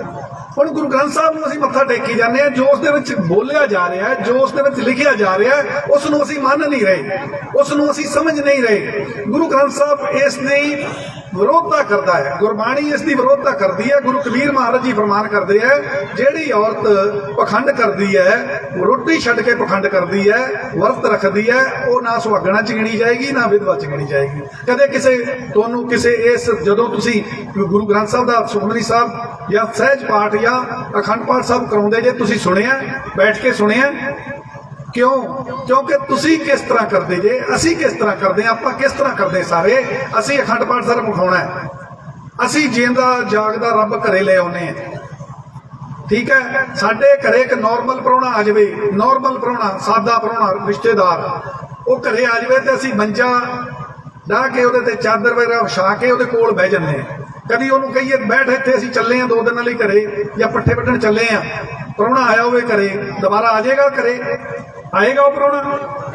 ਨਾਰਾਜ਼ ਹੋ ਕੇ ਚਲੇ ਜਾਊਗਾ ਵੀ ਭਾਈ ਅਸੀਂ ਇਹਦੇ ਘਰੇ ਗਏ ਸੀ, ਇਹ ਤਾਂ ਘਰ ਹੀ ਛੱਡ ਕੇ ਚਲੇ ਗਿਆ। ਹੁਣ ਤੁਸੀਂ ਲਿਆਂਦਾ ਗੁਰੂ ਮਹਾਰਾਜ ਘਰੇ ਤੇ ਭਾਈ ਨੂੰ ਲਾਤਾ ਪੜਨ ਤੇ ਆਪ ਤੁਸੀਂ ਸੁਣਦੇ ਨਹੀਂ ਤੇ ਛੱਡ ਕੇ ਚਲੇ ਜਾਂਦੇ ਜੀ, ਤੇ ਫਿਰ ਉਹਦੀ ਨਾਰਾਜ਼ਗੀ ਲੈ ਰਹੇ ਜੇ ਕਿ ਉਹਦਾ ਕੀ ਲੈ ਰਹੇ ਜੀ? ਉਹਦਾ ਖੰਡ ਪਾਠ ਵੀ ਰਖਾ ਲਿਆ ਆਪਾਂ, ਸਹਿਜ ਪਾਠ ਵੀ ਰਖਾ ਲਿਆ, ਤੇ ਸੁਣਿਆ ਹੈ ਹੀ ਨਹੀਂ ਵੀ ਆਹ ਪਖੰਡ ਮੈਂ ਬੰਦ ਕਰਨੇ ਆ। ਇਹ ਵਰਤ ਜਿਹੜਾ ਕਾਹਦਾ ਰੱਖਣਾ ਹੈ? ਗੁਰੂ ਗ੍ਰੰਥ ਸਾਹਿਬ ਵਿੱਚ ਲਿਖਿਆ ਵਰਤ ਕਾਹਦਾ ਰੱਖਣਾ? ਉਹ ਚੁਗਲੀ ਤੇ ਨਿੰਦਿਆ ਦਾ। ਕਿਹਦਾ ਵਰਤ ਰੱਖਣਾ ਹੈ? ਚੁਗਲੀ ਤੇ ਨਿੰਦਿਆ ਦਾ। ਹੁਣ ਤੁਸੀਂ ਚੁਗਲੀ ਤੇ ਨਿੰਦਿਆ ਅੱਜ ਮੰਨ ਲਓ, ਗੁਰੂ ਦਾਸ ਮਹਾਰਾਜ ਦੇ ਗੁਰਪੁਰਬ ਤੇ ਚੁਗਲੀ ਨਿੰਦਿਆ ਦੀ ਤੋਬਾ ਕਰ ਲਓ, ਵਰਤ ਰੱਖੋ, ਰੋਜ਼ ਵਰਤ ਰੱਖੋ, ਲੇਕਿਨ ਕਿਹਦਾ ਰੱਖਣਾ ਹੈ? ਚੁਗਲੀ ਤੇ ਨਿੰਦਿਆ ਦਾ। ਤਾਂ ਫਿਰ ਕੀ ਹੋਏਗਾ? ਗੁਰਬਾਣੀ ਦੇ ਇਸ ਗਿਆਨ ਦੇ ਨਾਲ ਘਰ ਦੇ ਵਿੱਚ ਸ਼ਾਂਤੀ ਆਏਗੀ, ਸੰਤੋਖ ਆਏਗਾ, ਪਿਆਰ ਵਧੇਗਾ ਜੇ ਅਸੀਂ ਚੁਗਲੀ ਛੱਡ ਦਾਂਗੇ। ਤੇ ਫਿਰ ਸਾਨੂੰ ਉਸ ਸੁਖਮਨੀ ਸਾਹਿਬ ਪਾਠ ਦਾ ਕਰਵਾਏ ਦਾ, ਸਹਿਜ ਪਾਠ ਕਰਵਾਏ ਦਾ, ਅਖੰਡ ਪਾਠ ਸਾਹਿਬ ਕਰਾਏ ਦਾ, ਸਤਸੰਗ ਕਰਾਏ ਦਾ ਸਾਨੂੰ ਲਾਭ ਹੋਏਗਾ। ਨਹੀਂ ਤੇ ਕੀ ਹੋਏਗਾ? ਅਸੀਂ ਬਿਮਾਰ ਆ, ਡਾਕਟਰ ਕੋਲ ਗਏ, ਦਵਾਈ ਲੈ ਆਂਦੀ, ਨਾ ਪਰਹੇਜ਼ ਕੀਤਾ ਤੇ ਨਾ ਦਵਾਈ ਖਾਧੀ, ਤੇ ਫਿਰ ਉਹ ਮਰੀਜ਼ ਬਿਮਾਰੀ ਠੀਕ ਹੋ ਜਾਏਗੀ? ਗੁਰੂ ਪਿਆਰੀ ਸਾਧ ਸੰਗਤ ਜੀ, ਉਹ ਬਿਮਾਰੀ ਠੀਕ ਨਹੀਂ ਹੋਣੀ। ਇਸ ਕਰਕੇ ਆਪਾਂ ਅੱਜ ਇਹ ਪ੍ਰਣ ਕਰੀਏ ਕਿ ਗੁਰੂ ਰਵਿਦਾਸ ਮਹਾਰਾਜ ਦਾ ਗੁਰਪੁਰਬ ਹੈ, ਚੁਗਲੀ ਨਿੰਦਿਆ ਦੀ ਅੱਜ ਪ੍ਰਣ ਕਰਕੇ ਜਾਈਏ ਵੀ ਅਸੀਂ ਚੁਗਲੀ ਨਿੰਦਿਆ ਦਾ ਵਰਤ ਰੱਖਣਾ ਹੈ। ਲੈ ਬੀਬੀਆਂ ਅੱਜ ਤੋਂ ਪ੍ਰਣ ਕਰ ਲੈਣ, ਜਿਹੜੇ ਘਰ ਦੇ ਵਿੱਚ ਚੁਗਲੀ ਨਿੰਦਿਆ ਨਹੀਂ ਹੋਏਗੀ, ਗੁਰੂ ਰਵਿਦਾਸ ਮਹਾਰਾਜ ਦਾ ਆਸ਼ੀਰਵਾਦ ਹੋਏਗਾ, ਉਸ ਘਰ ਵਿੱਚ ਕਦੇ ਲੜਾਈ ਨਹੀਂ ਹੋਏਗੀ, ਕਦੇ ਲੜਾਈ ਨਹੀਂ ਹੋਏਗੀ। ਇਹ ਪੱਕਾ ਹੈ। ਪਿਆਰ ਵਧੇਗਾ, ਖੁਸ਼ਹਾਲੀ ਵਧੇਗੀ, ਉਹ ਪਰਿਵਾਰ ਅੱਗੇ ਵਧੇਗਾ। ਇਹ ਸਾਡਾ ਦਾਅਵਾ ਹੈ ਜਦੋਂ ਅਸੀਂ ਗੁਰੂ ਦੀ ਗੱਲ ਮੰਨਾਂਗੇ। ਹੁਣ ਮਧੂ ਮੱਖੀਆਂ ਦਾ ਗੁਰੂ ਜੀ ਨੇ ਉਦਾਹਰਨ ਦਿੱਤੀ ਹੈ ਕਿ ਮਧੂ ਮੱਖੀਆਂ ਸੂਰਜ ਦੀ ਕਿਰਨ ਨਾਲ ਮੀਲੋਂ ਮੀਲ ਉੱਡ ਕੇ ਜਾਂਦੀਆਂ। ਕਿੱਥੇ ਜਾਂਦੀਆਂ? ਉਹ ਜਾਂਦੀਆਂ ਗੁਰੂ ਪਿਆਰੀ ਸਾਧ ਸੰਗਤ ਜੀ ਸੋਹਣੇ ਫੁੱਲ ਤੇ ਬਹਿੰਦੀਆਂ, ਤੇ ਕੀ ਲਿਆਉਂਦੀਆਂ? ਚੂਸ ਕੇ ਜੂਸ ਕੇ ਲਿਆਉਂਦੀਆਂ। ਤੇ ਗੁਰੂ ਜੀ ਫਰਮਾਨ ਕਰਦੇ ਆ, ਬਾਅਦ ਚ ਆ ਕੇ ਕੀ ਬਣਾਉਂਦੀਆਂ? ਛੱਤੇ ਤੇ ਸ਼ਹਿਦ ਬਣਾਉਂਦੀਆਂ। ਹੁਣ ਜਦੋਂ ਉਹ ਸ਼ਹਿਦ ਬਣਾਉਂਦੀਆਂ ਤੇ ਗੁਰੂ ਪਿਆਰੀ ਸਾਧ ਸੰਗਤ ਜੀ, ਉਹ ਸ਼ਹਿਦ ਸਾਡੇ ਕੰਮ ਆਉਂਦਾ ਹੈ। ਹੁਣ ਸਾਨੂੰ ਗੁਰੂ ਜੀ ਕਹਿੰਦੇ ਸਿੱਖ ਲਓ, ਪਹਿਲਾਂ ਤਾਂ ਸਿੱਖ ਲਓ ਉਹਦਾ ਕਰੈਕਟਰ ਕਿ ਮੀਲੋਂ ਮੀਲ ਉੱਡ ਕੇ ਜਾਂਦੀਆਂ, ਭਾਵ ਕੇ ਸਖਤ ਮਿਹਨਤ ਕਰਦੀਆਂ। ਸਾਨੂੰ ਵੀ ਆਪਣੇ ਫਰਜ਼ਾਂ ਪ੍ਰਤੀ, ਆਪਣੇ ਜੋ ਅਸੀਂ ਫਰਜ਼ ਪੂਰੇ ਕਰਨੇ ਆ, ਆਪਣੀ ਕਿਰਤ ਕਰਨੀ ਹੈ, ਉਹ ਸਖਤ ਮਿਹਨਤ ਕਰਨੀ ਹੈ। ਤੇ ਜਦੋਂ ਸਖਤ ਮਿਹਨਤ ਕਰਾਂਗੇ ਤੇ ਸਾਡੇ ਚ ਇੱਕ ਬੱਚੀ ਆਈ ਹੋਈ ਹੈ ਇੱਥੋਂ, ਸ਼ਾਇਦ 5 ਹੀ ਹੈ ਕਿ ਕੀ ਕਹਿੰਦੇ ਜੇ 5 ਹੀ ਆ, 5 ਚ ਲੜਕੀ ਹੈ ਜਿਹੜੀ ਕਿ ਜ਼ਿਲ੍ਹੇ ਚੋਂ ਫਸਟ ਆਈ ਹੈ। ਕਿਹੜਾ ਉਹ? ਹਾਂਜੀ ਤੇ ਨਾਲ ਵੀ ਇਹ ਬੇਟੀ ਹੈ। ਇਹ ਦੇਖੋ ਇੱਧਰ ਨੂੰ ਆ ਬੇਟਾ, ਇੱਧਰ ਨੂੰ। ਇਹਨੇ ਮਧੂ ਮੱਖੀਆਂ ਦੀ ਗੱਲ ਨੂੰ ਮੰਨਿਆ। ਗੁਰੂ ਰਵਿਦਾਸ ਮਹਾਰਾਜ ਦੇ ਸਾਹਮਣੇ ਖੜੇ ਹੋ ਜਾਓ 1 ਮਿੰਟ। ਇਹ ਲੜਕੀ ਨੇ ਗੁਰੂ ਰਵਿਦਾਸ ਮਹਾਰਾਜ ਦੀ ਗੱਲ ਨੂੰ ਮੰਨਿਆ, ਮਧੂ ਮੱਖੀਆਂ ਵਾਂਗ ਸਖਤ ਮਿਹਨਤ ਕੀਤੀ ਹੈ ਤੇ ਅੱਜ ਜ਼ਿਲ੍ਹੇ ਵਿੱਚੋਂ ਫਸਟ ਆਈ ਹੈ। ਜ਼ਿਲ੍ਹੇ ਤੋਂ ਫਸਟ ਆਈ ਹੈ। ਜਕਾਰਾ ਲਾ ਦਿਓ, ਬੋਲੇ ਸੋ ਨਿਰਭੈ, ਬੋਲੇ ਸੋ ਨਿਰਭੈ ਭਗਵਾਨ ਵਾਲਮੀਕ ਮਹਾਰਾਜ ਕੀ, ਬੋਲੇ ਸੋ ਨਿਰਭੈ ਸਤਿਗੁਰੂ ਰਵਿਦਾਸ ਮਹਾਰਾਜ ਕੀ ਜੈ। ਗੁਰਦੇਵ ਬਹਿ ਜਾਓ। ਹੁਣ ਕੀ ਹੈ ਕਿ ਇਹ ਹੈ ਸਖਤ ਮਿਹਨਤ ਦਾ ਨਤੀਜਾ। ਸਖਤ ਮਿਹਨਤ ਦਾ ਨਤੀਜਾ ਹੈ। ਕੀ ਹੈ ਸਖਤ ਮਿਹਨਤ ਦਾ ਨਤੀਜਾ? ਕਿ ਇਹਨਾਂ ਦੇ ਮਾਂ-ਬਾਪ ਨੇ ਜੋ ਹੈ, ਬਹਿ ਜਾਓ ਬਾਬਾ ਜੀ, ਬਹਿ ਜਾਓ 2 ਮਿੰਟ, ਬਹਿ ਜਾਓ।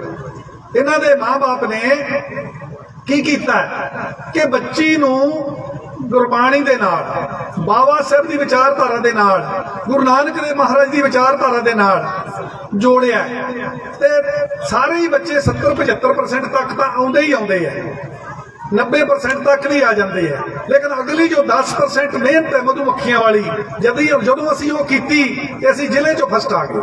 ਭਾਵ ਕਿ ਜ਼ਿਲ੍ਹੇ ਦੇ ਵਿੱਚ ਕਿਤਨੇ ਬੱਚੇ ਹੁੰਦੇ ਆ। ਇਹ ਹੈ ਗੁਰੂ ਦਾਸ ਮਹਾਰਾਜ ਦੀ ਵਿਚਾਰਧਾਰਾ। ਹੁਣ ਮਧੂਮੱਖੀਆਂ ਦੇ ਵਿੱਚ ਇਹ ਆਉਣਾ ਕਿਵੇਂ ਹੈ, ਇਹ ਫਸਟ ਆਉਣਾ ਕਿਵੇਂ ਹੈ? ਗੁਰੂ ਦਾਸ ਮਹਾਰਾਜ ਕਹਿੰਦੇ ਅਸੀਂ ਸਖਤ ਮਿਹਨਤ ਕੀਤੀ, ਤੁਸੀਂ ਮਿਹਨਤ ਕਰਨ ਗਏ ਤੇ ਘਰੋਂ ਜਦੋਂ ਨਿਕਲੇ ਬੜੇ ਹੀ ਰਸਤੇ ਦੇ ਵਿੱਚ ਸ਼ਰਾਬ ਦੇ, ਭੁੱਕੀ ਦੇ, ਡੋਡਿਆਂ ਦੇ, ਕਾਮ, ਕ੍ਰੋਧ, ਲੋਭ, ਮੋਹ, ਹੰਕਾਰ ਦੇ ਬੜੇ ਸਥਾਨ ਮਿਲਣਗੇ।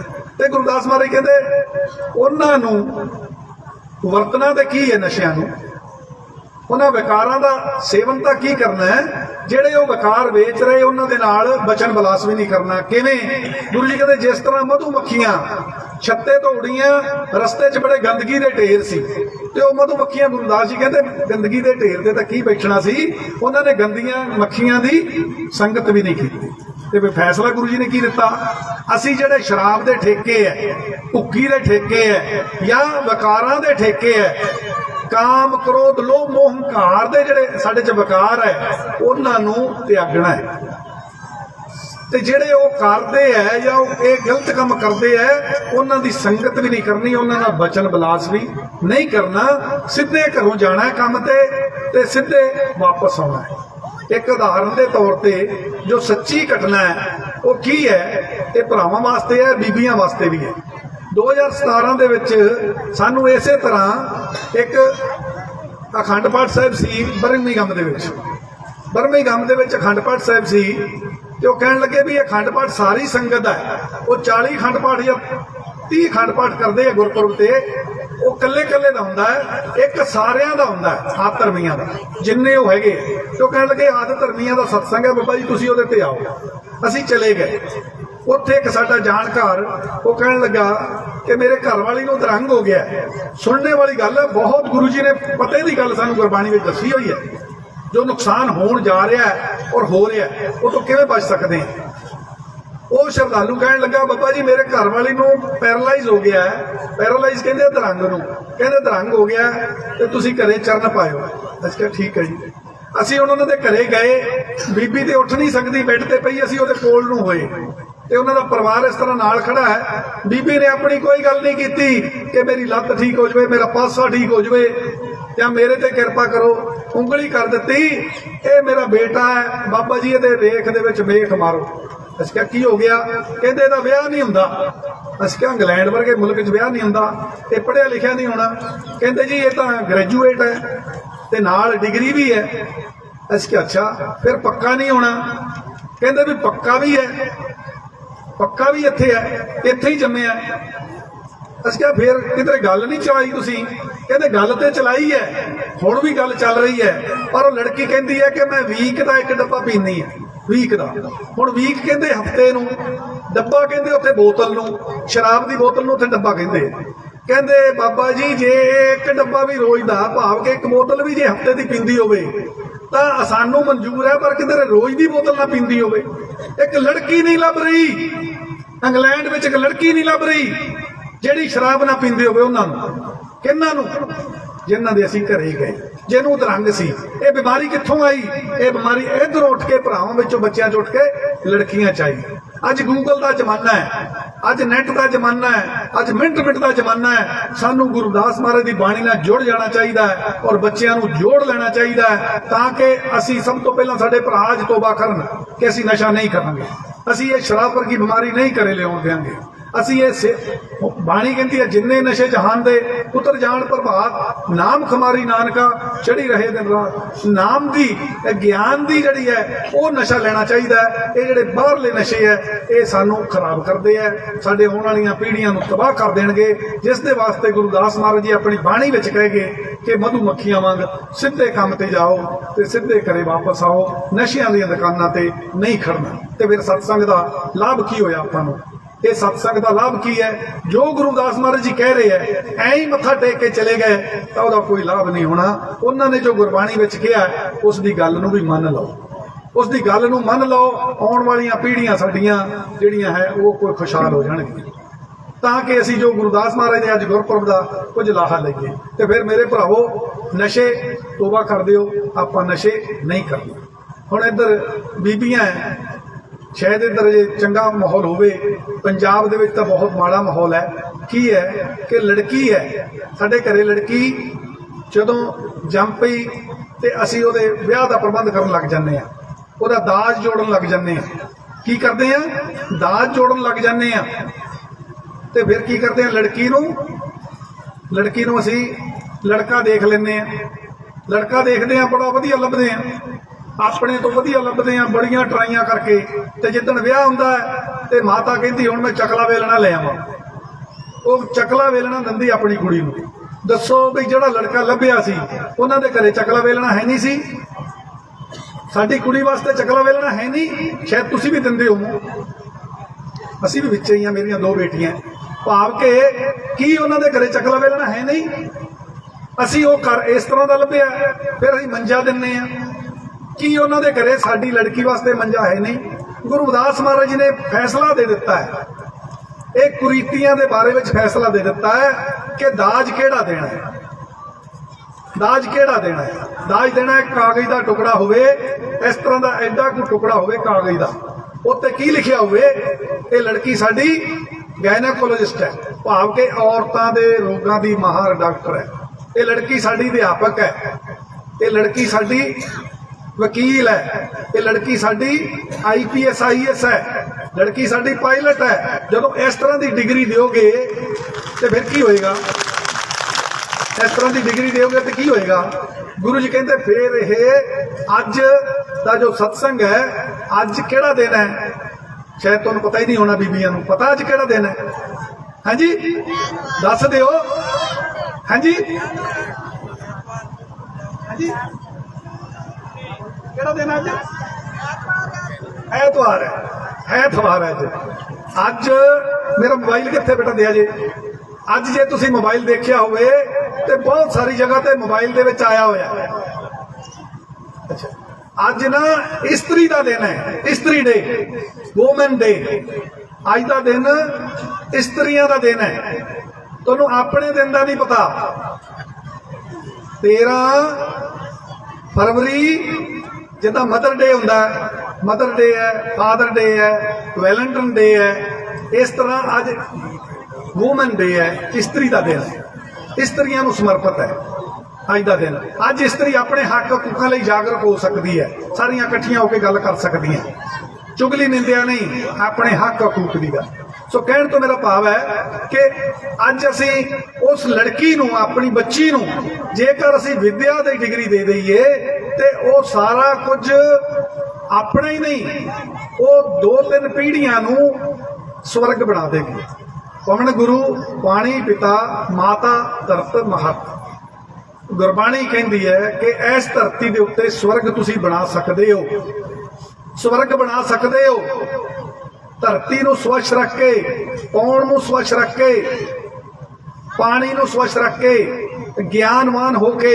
ਕਦੋਂ ਗਿਆਨਵਾਨ ਹੋਵਾਂਗੇ? ਜਦੋਂ ਸਾਨੂੰ ਪਤਾ ਲੱਗ ਜਾਏਗਾ ਧਰਤੀ ਨੂੰ ਸਾਫ਼ ਰੱਖਣਾ ਹੈ, ਪਾਣੀ ਨੂੰ ਸਵੱਛ ਰੱਖਣਾ ਹੈ, ਪੌਣ ਹਵਾ ਹੈ, ਇਸ ਨੂੰ ਸ਼ੁੱਧ ਰੱਖਣਾ ਹੈ, ਤੇ ਫਿਰ ਇਹਦਾ ਮਤਲਬ ਅਸੀਂ ਧਰਤੀ ਤੇ ਸਵਰਗ ਬਣਾਉਣ ਵਾਲੇ ਪਾਸੇ ਤੁਰ ਪਏ। ਤੇ ਗੁਰਦਾਸ ਮਹਾਰਾਜ ਜੀ ਫਰਮਾਨ ਕਰਦੇ ਕਿ ਮੈਂ ਕੀ ਚਾਹੁੰਦਾ? ਕਹਿੰਦੇ ਬੇਗਮਪੁਰਾ ਸ਼ਹਿਰ ਕੋ ਨਾਉ, ਬੇਗਮਪੁਰਾ ਸ਼ਹਿਰ ਕੋ ਨਾਉ। ਕਹਿੰਦੇ ਮੇਰਾ ਇੱਕ ਇਹ ਸੰਕਲਪ ਹੈ ਕਿ ਸਮਾਜ ਇਤਨਾ ਜਾਗਰੂਕ ਹੋਵੇ। ਸਮਾਜ ਕਿਹੜਾ? ਅਸੀਂ ਇਕੱਲਾ ਬਣਾ ਲਿਆ ਗੁਰਦਾਸ ਮਹਾਰਾਜ ਨੂੰ, ਇੰਨਾ ਕੁ ਸਾਡਾ ਹੈ।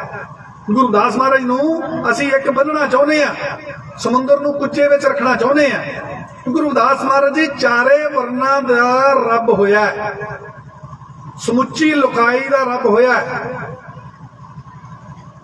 ਸਮੁੱਚੀ ਲੁਕਾਈ ਦੇ ਵਿੱਚ ਕੀ ਆਉਂਦਾ ਹੈ ਕਿ ਬੇਗਮਪੁਰਾ ਸ਼ਹਿਰ ਕੋ ਨਾਮ ਦੀ ਜੇ ਤੁਸੀਂ ਵਿਆਖਿਆ ਕਰਦੇ ਹੋ ਤੇ ਜਿਹੜਾ ਵਿਸ਼ਵ ਦਾ ਸੰਵਿਧਾਨ ਹੈ, ਜਿਹੜਾ ਪੂਰੀ ਇੱਕ ਦੇਸ਼ ਹੈ ਭਾਰਤ, ਜਿਹੜਾ ਪੂਰੇ ਸਾਰੇ ਦੇਸ਼ ਹੈ, ਉਹਨਾਂ ਦਾ ਜਿਹੜਾ ਸੰਵਿਧਾਨ ਹੈ UN ਦਾ, ਜੇਕਰ ਤੁਸੀਂ ਇਸ ਸ਼ਬਦ ਦੀ ਵਿਆਖਿਆ ਕਰੋਗੇ ਤਾਂ ਹੂ ਬਹੂ ਵਿਸ਼ਵ ਦਾ ਸੰਵਿਧਾਨ ਹੈ। ਆਰਟੀਕਲ ਨੰਬਰ 1 ਤੇ ਉਸ ਦੇ ਵਿੱਚ ਇੱਕ ਮਤਾ ਪਾਸ ਕਰ ਦਿੱਤਾ UN ਨੇ ਕਿ ਜੇਕਰ ਅੱਗੇ ਕਿਤੇ ਜਾ ਕੇ ਸਾਡੇ ਇਸ ਸੰਵਿਧਾਨ ਦੇ ਵਿੱਚ ਸੋਧ ਕਰਨ ਦੀ ਲੋੜ ਪਈ ਤੇ ਅਸੀਂ ਬੇਗਮਪੁਰਾ ਸ਼ਹਿਰ ਕੋ ਨਾਉ ਗੁਰੂ ਰਵਿਦਾਸ ਮਹਾਰਾਜ ਦਾ ਜਿਹੜਾ ਸ਼ਬਦ ਹੈ, ਇਸ ਦੀ ਜੋ ਵਿਆਖਿਆ ਹੈ, ਇਹਦੇ ਮੁਤਾਬਕ ਇਸ ਨੂੰ ਹੋਰ ਵੀ ਐਕਸਪੈਂਡ ਕਰਾਂਗੇ, ਹੋਰ ਵੀ ਇਸ ਨੂੰ ਇਸ ਦਿਨ ਲਾਗੂ ਕਰਾਂਗੇ ਵਿਸ਼ਵ ਦਾ, ਕਿਉਂਕਿ ਆਪਾਂ ਜੁੜੇ ਹੋਏ ਨਹੀਂ ਵਿਸ਼ਵ ਨਾਲ, ਆਪਾਂ ਆਪਣੇ ਦਾਇਰੇ ਵਿੱਚ ਆ।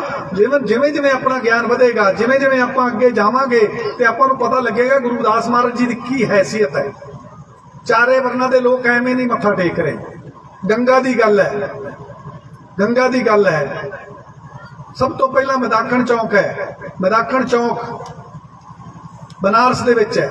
ਗੁਰੂ ਰਵਿਦਾਸ ਮਹਾਰਾਜ ਜੀ ਇਸ ਤਰ੍ਹਾਂ ਸਤਸੰਗ ਫਰਮਾਨ ਕਰ ਰਹੇ ਹਨ ਤੇ ਰਾਜੇ ਦੀ ਧੀ ਤੇ ਰਾਜੇ ਦੀ ਉਹ ਪਤਨੀ ਹੈ ਮੀਰਾ ਬਾਈ, ਆਪਣੇ ਪਤੀ ਦੇ ਵਿਜੋਗ ਵਿੱਚ, ਵਿਛੋੜੇ ਵਿੱਚ ਰੱਬ ਨੂੰ ਲੱਭਣ ਤੁਰ ਪਈ ਤੇ ਜਾਂਦੀ ਹੈ ਬੜੀਆਂ ਜਗ੍ਹਾ ਤੇ, ਕਿਧਰੇ ਉਹਨੂੰ ਕੁਝ ਨਹੀਂ ਮਿਲਿਆ ਤੇ ਜਦੋਂ ਮਦਾਖਣ ਚੌਕ ਤੋਂ ਲੰਘਦੀ ਹੈ ਤੇ ਉੱਥੇ ਗੁਰੂ ਜੀ ਦਾ ਸਤਸੰਗ ਹੋ ਰਿਹਾ, ਬੋਲ ਕੰਨਾਂ 'ਚ ਪੈਂਦੇ ਆ, ਆਪ ਮੁਹਾਰੇ ਪੈਰ ਜਿਹੜੇ ਆ ਚਲੇ ਜਾਂਦੇ ਆ, ਦਰਸ਼ਨ ਕਰਦੀ ਹੈ, ਗੁਰੂ ਧਾਰਨ ਕਰ ਲੈਂਦੀ ਹੈ। ਘਰ ਦੇ ਆਉਂਦੇ ਆ, ਉਹ ਕਹਿੰਦੇ ਹੈ ਸ਼ੂਦਰ ਨੂੰ ਗੁਰੂ ਬਣਾਇਆ ਹੀ, ਮਾਰ ਦਿਓ। ਬੜੇ ਲੋਕੀ ਪਹਿਲਾਂ ਲੜਕੀਆਂ ਨੂੰ ਮਾਰ ਦਿੰਦੇ ਸੀ, ਲੜਕੇ ਨੂੰ ਤਾਂ ਮੈਂ ਸੁਣਿਆ ਨਹੀਂ, ਲੜਕੀ ਨੂੰ ਤਾਂ ਮਾਰ ਦਿੰਦੇ ਸੀ। ਲੜਕਾ ਗਲਤੀ ਕਰੇ ਤਾਂ ਸ਼ਾਇਦ ਕੋਈ ਗੱਲ ਨਹੀਂ, ਲੜਕੀ ਤਾਂ ਬਿਨਾਂ ਗਲਤੀ ਤੋਂ ਵੀ ਮਾਰ ਦਿੰਦੇ ਸੀ। ਹੁਣ ਉਹ ਲੜਕੀ ਰਾਜਿਆਂ ਦੀ ਹੈ, ਉਹਨਾਂ ਨੇ ਵੀ ਸੋਚਿਆ ਮਾਰ ਦਿਓ ਤੇ ਕੀ ਕੀਤਾ, ਕਮਰੇ ਦੇ ਵਿੱਚ ਜ਼ਹਿਰੀਲਾ ਨਾਗ। ਹੁਣ ਰੱਬ ਗੁਰੂ ਪੂਰਨ ਹੈ ਉਸਦਾ ਤੇ ਉਹ ਕਹਿੰਦੇ ਵੀ ਜਿਹੜਾ ਉਹ ਸੱਪ ਸੀ ਨਾ ਜ਼ਹਿਰੀਲਾ, ਉਹ ਗਲ ਦਾ ਹਾਰ ਬਣ ਗਿਆ, ਨੈਕਲਸ ਬਣ ਗਿਆ।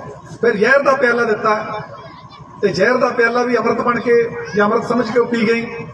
ਤੇ ਫਿਰ ਕੀ ਕਹਿਣ ਲੱਗੀ ਆਪਣੇ ਗੁਰੂ ਨੂੰ, ਗੁਰੂ ਰਵਿਦਾਸ ਮਹਾਰਾਜ ਨੂੰ ਕਹਿਣ ਲੱਗੀ ਕਿ ਮੇਰੇ ਘਰ ਦੇ ਮੇਰੇ ਤੇ ਬੜਾ ਅਤਿਆਚਾਰ ਕਰ ਰਹੇ ਆ ਤੇ ਹੁਣ ਕਹਿ ਰਹੇ ਆ ਕਿ ਰਾਜਾ ਬੈਨ ਸਿੰਘ ਹੈ ਤੇਰਾ ਮਾਸੜ, ਪੰਜਾਬ ਦੇ ਵਿੱਚ ਕਾਂਗੜੇ ਦੀ ਰਿਆਸਤ ਦਾ ਰਾਜਾ ਹੈ, ਉਹਨੂੰ ਦੱਸਾਂਗੇ, ਉਹਦੇ ਕੋਲ ਤੈਨੂੰ ਭੇਜਾਂਗੇ ਤੇ ਉਹ ਤੈਨੂੰ ਕਰੇਗਾ ਸੂਤਰ, ਜਿਵੇਂ ਆਪਾਂ ਡਰਾਵਾ ਦਿੰਦੇ ਨਿਆਣੇ ਨੂੰ। ਹੁਣ ਗੁਰੂ ਜੀ ਨੂੰ ਉਹ ਕਹਿਣ ਲੱਗੀ ਮੇਰੀ ਬੇਨਤੀ ਹੈ, ਮੈਨੂੰ ਤੇ ਤਾਰ ਦਿੱਤਾ ਹੈ, ਉਹ ਬੜਾ ਖੂਨਖਾਰ ਰਾਜਾ ਹੈ ਤੇ ਉਹ ਸੰਗਤਾਂ ਨੂੰ, ਪ੍ਰਜਾ ਨੂੰ ਬੜੇ ਤੰਗ ਕਰਦਾ ਹੈ, ਉਹਦੇ ਤੇ ਵੀ ਕਿਰਪਾ ਕਰ ਦਿਓ। ਆ ਬੀਬੀਆਂ ਕਈ ਮੇਰੇ ਕੋਲ ਬੱਚਿਆਂ ਨੂੰ ਲੈ ਕੇ ਆਈਆਂ ਆਸ਼ੀਰਵਾਦ ਦੇਣ। ਅਕਸਰ ਇਦਾਂ ਹੁੰਦਾ ਹੈ, ਆਪਣੇ ਤੋਂ ਜਿਹੜਾ ਥੋੜਾ ਜਿਹਾ ਵੱਡਾ ਹੁੰਦਾ ਹੈ ਆਦਮੀ ਸੋਚਦਾ ਮੇਰੀ ਗੱਲ ਨਹੀਂ ਮੰਨ ਰਹੇ, ਉਹਦੇ ਤੋਂ ਖਾ ਲਈਏ। ਤੇ ਰਾਜੇ ਗੁਰੂ ਜੀ ਨੂੰ ਮੀਰਾ ਬਾਈ ਕਹਿੰਦੀ ਹੈ ਕਿ ਉਹਦੇ ਤੇ ਵੀ ਕਿਰਪਾ ਕਰ ਦਿਓ। ਤੇ ਗੁਰੂ ਰਵਿਦਾਸ ਮਹਾਰਾਜ ਜੀ ਦੀ ਗੱਲ ਮੰਨ ਕੇ, ਉਹਦੀ ਗੱਲ ਮੰਨ ਕੇ ਤੇ ਖੁਰਾਲਗੜ੍ਹ ਵੱਲ ਨੂੰ ਚੱਲ ਪੈਂਦੇ ਆ, ਪੰਜਾਬ ਨੂੰ ਚੱਲ ਪੈਂਦੇ ਆ। ਤੇ ਗੁਰੂ ਪਿਆਰੀ ਸਾਧ ਸੰਗਤ ਜੀ, ਜਦੋਂ ਸਤਸੰਗ ਲੱਗਾ ਤੇ ਰਾਜੇ ਦੇ ਜਿਹੜੇ ਸਿਪਾਹੀ ਹੈ ਉਹ ਜਾ ਦੱਸਦੇ ਆ ਕਿ ਇਸ ਨੂੰ, ਰਾਜੇ ਨੂੰ ਇੱਕ ਸਾਧੂ ਆਇਆ, ਉਹ ਤੁਹਾਡੇ ਖਿਲਾਫ ਪ੍ਰਚਾਰ ਕਰਕੇ ਤੇ ਵਿਦਰੋਹ ਕਰਾਉਣਾ ਚਾਹੁੰਦਾ ਤੁਹਾਡੀ ਰਿਆਸਤ ਵਿੱਚ। ਉਹਨਾਂ ਨੇ ਉੱਥੇ ਬੈਠੇ ਕਹਿ ਦਿੱਤਾ ਕਿ ਉਸ ਨੂੰ ਪਕੜੋ, ਜੇਲ੍ਹ ਵਿੱਚ ਬੰਦ ਕਰੋ ਤੇ ਚੱਕੀ ਖਲਾਸ ਤੁਸੀਂ ਸਮਝਦੇ ਹੋ ਰਾਜਸਥਾਨ ਵਿੱਚ ਤਾਂ ਚੱਲਦੇ ਆ ਜੇ ਖਲਾਸ, ਜਿਹੜੇ ਬਲਦਾਂ ਨਾਲ ਉੱਥਾਂ ਨਾਲ ਚੱਲਦੇ ਸੀ, ਉਹ ਖਲਾਸ ਦੇ ਅੱਗੇ ਜੋੜ ਦਿਓ। ਤੇ ਗੁਰੂ ਰਵਿਦਾਸ ਮਹਾਰਾਜ ਜੀ ਨੂੰ ਜਦੋਂ ਕਿਹਾ ਤੇ ਗੁਰੂ ਰਵਿਦਾਸ ਮਹਾਰਾਜ ਜੀ ਨੂੰ ਜੇਲ੍ਹ ਚ ਲੈ ਗਏ।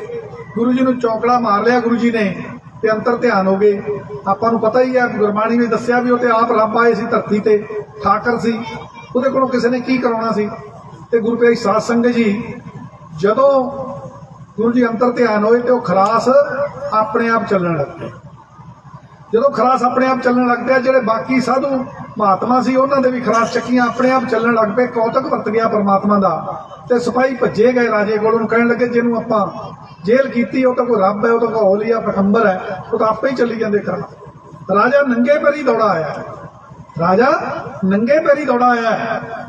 ਤੇ ਫਿਰ ਗੁਰੂ ਪਿਆਰੀ ਸਾਧ ਸੰਗਤ ਜੀ, ਰਾਜੇ ਨੇ ਜਦੋਂ ਵੇਖਿਆ ਤੇ ਲੰਮਾ ਪੈ ਗਿਆ, ਗਿੜਗੜਾ ਕੇ ਮਾਫੀਆਂ ਮੰਗਣ ਲੱਗ ਪਿਆ। ਤੇ ਗੁਰੂ ਜੀ ਤੇ ਆਏ ਹੀ ਉਹਨੂੰ ਸਿੱਧੇ ਰਸਤੇ ਪਾਉਣ ਸੀ, ਉਹ ਤੇ ਆਏ ਹੀ ਮੀਰਾ ਬਾਈ ਦੇ ਕਹਿਣ ਤੇ ਉਹਨੂੰ ਸਿੱਧੇ ਰਸਤੇ ਪਾਉਣ ਸੀ।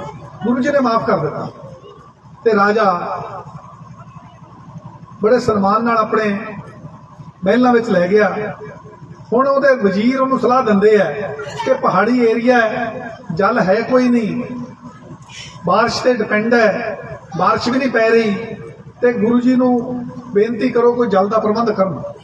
ਤੇ ਗੁਰੂ ਰਵਿਦਾਸ ਮਹਾਰਾਜ ਅੱਗੇ ਜਦੋਂ ਬੇਨਤੀ ਕੀਤੀ, ਗੁਰੂ ਜੀ ਉੱਥੋਂ ਚੱਲੇ ਜਿੱਥੇ ਅੱਜ ਅੰਮ੍ਰਿਤ ਕੁੰਡ ਹੈ। ਉੱਥੇ ਕਹਿਣ ਲੱਗੇ ਰਾਜਾ ਬੜਾ ਬਲਵਾਨ ਹੈ, ਬੜੀ ਤਾਕਤ ਹੈ ਤੇਰੇ ਵਿੱਚ, ਇਹ ਪੱਥਰ ਨੂੰ ਪਰੇ ਕਰ। ਤੇ ਗੁਰੂ ਪਿਆਰੀ ਸਾਧ ਸੰਗਤ ਜੀ, ਇਤਿਹਾਸ ਗਵਾਹ ਹੈ ਕਿ ਪੱਥਰ ਟਸ ਤੋਂ ਮਸ ਨਹੀਂ ਹੋਇਆ, ਪੱਥਰ ਟਸ ਤੋਂ ਮਸ ਨਹੀਂ ਹੋਇਆ। ਤੇ ਫਿਰ ਗੁਰੂ ਜੀ ਨੇ ਸੱਜੇ ਪੈਰ ਦੇ ਅੰਗੂਠੇ ਦੀ ਛੋਹ ਦਿੱਤੀ ਤੇ ਗੰਗਾ ਫੁਹਾਰੇ ਦੇ ਰੂਪ ਵਿੱਚ ਫੁੱਟ ਪਈ।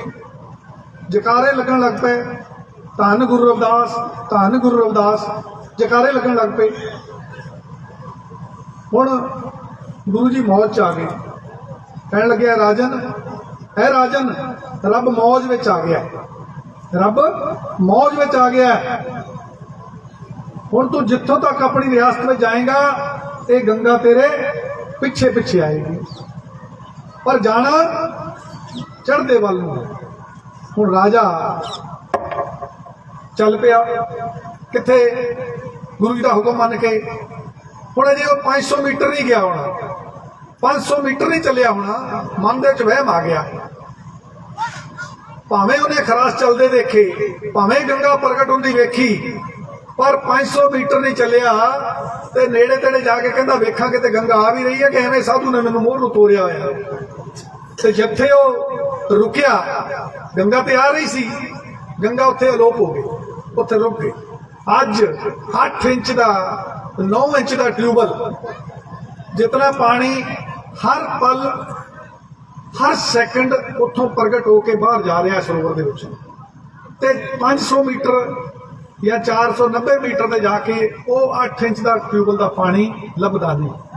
ਤੁਸੀਂ ਇੱਥੇ ਟੂਟੀ ਛੱਡਦੇ ਹੋ ਤੇ ਗਵੰਡੀ ਆ ਕੇ ਲੜਨ ਲੱਗ ਪੈਣਗੇ, ਚਿੱਕੜ ਹੋ ਗਿਆ। ਉਹ ਇੰਨੇ ਸਾਲਾਂ ਤੋਂ ਉਹ 8 ਇੰਚ ਦਾ 9 ਇੰਚ ਦਾ ਜਿਹੜਾ ਜਲ ਹੈ ਉਹ ਕਿੱਥੇ ਲੋਪ ਹੋ ਰਿਹਾ।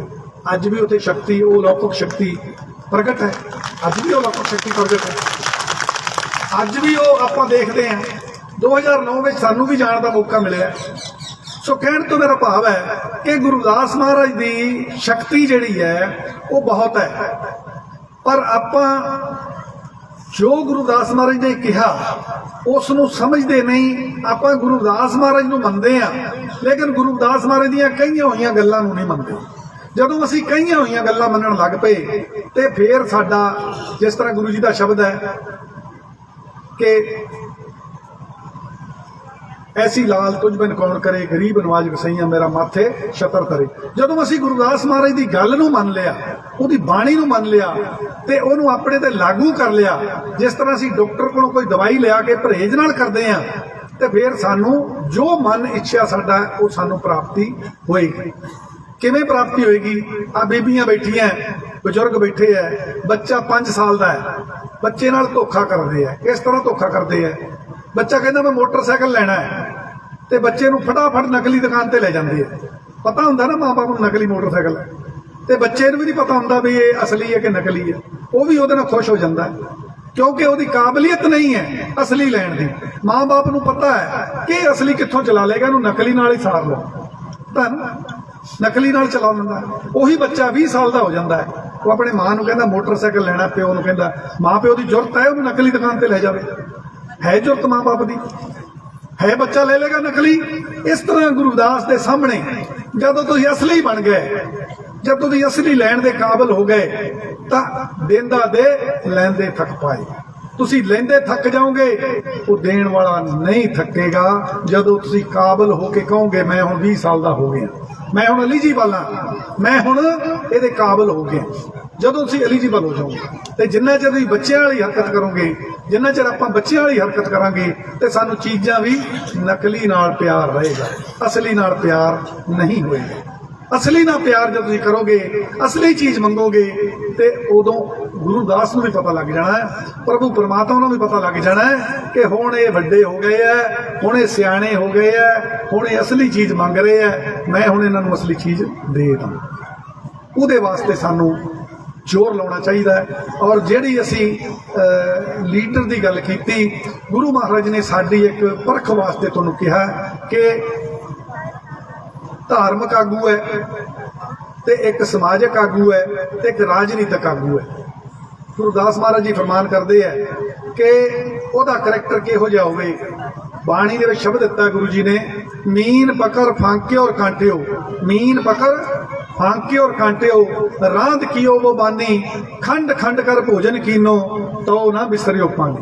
गुरु दास महाराज जी कहते ऐ समाज दे राजनीतिक लीडर या धार्मिक लीडर, मतलब कि बाबे या समाज दे विच संस्था बना के चल रहे लोग, ਜਿਹੜੇ समाज दे विच कोई कहता मैं प्रधान हाँ, कोई कहता मैं चेयरमैन हाँ, कोई किसी नाम से संस्था बनाई हुई है, ये साडे वास्ते है।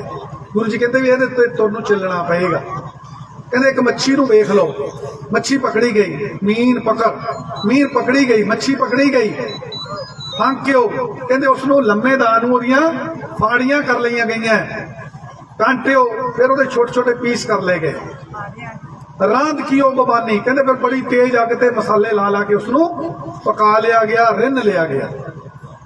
खंड खंड कर भोजन कीनो, खंड खंड कर भोजन कीनो कहते फिर उन्होंने छोटा छोटा महीन करके उस मच्छी नूं खा लिया गया।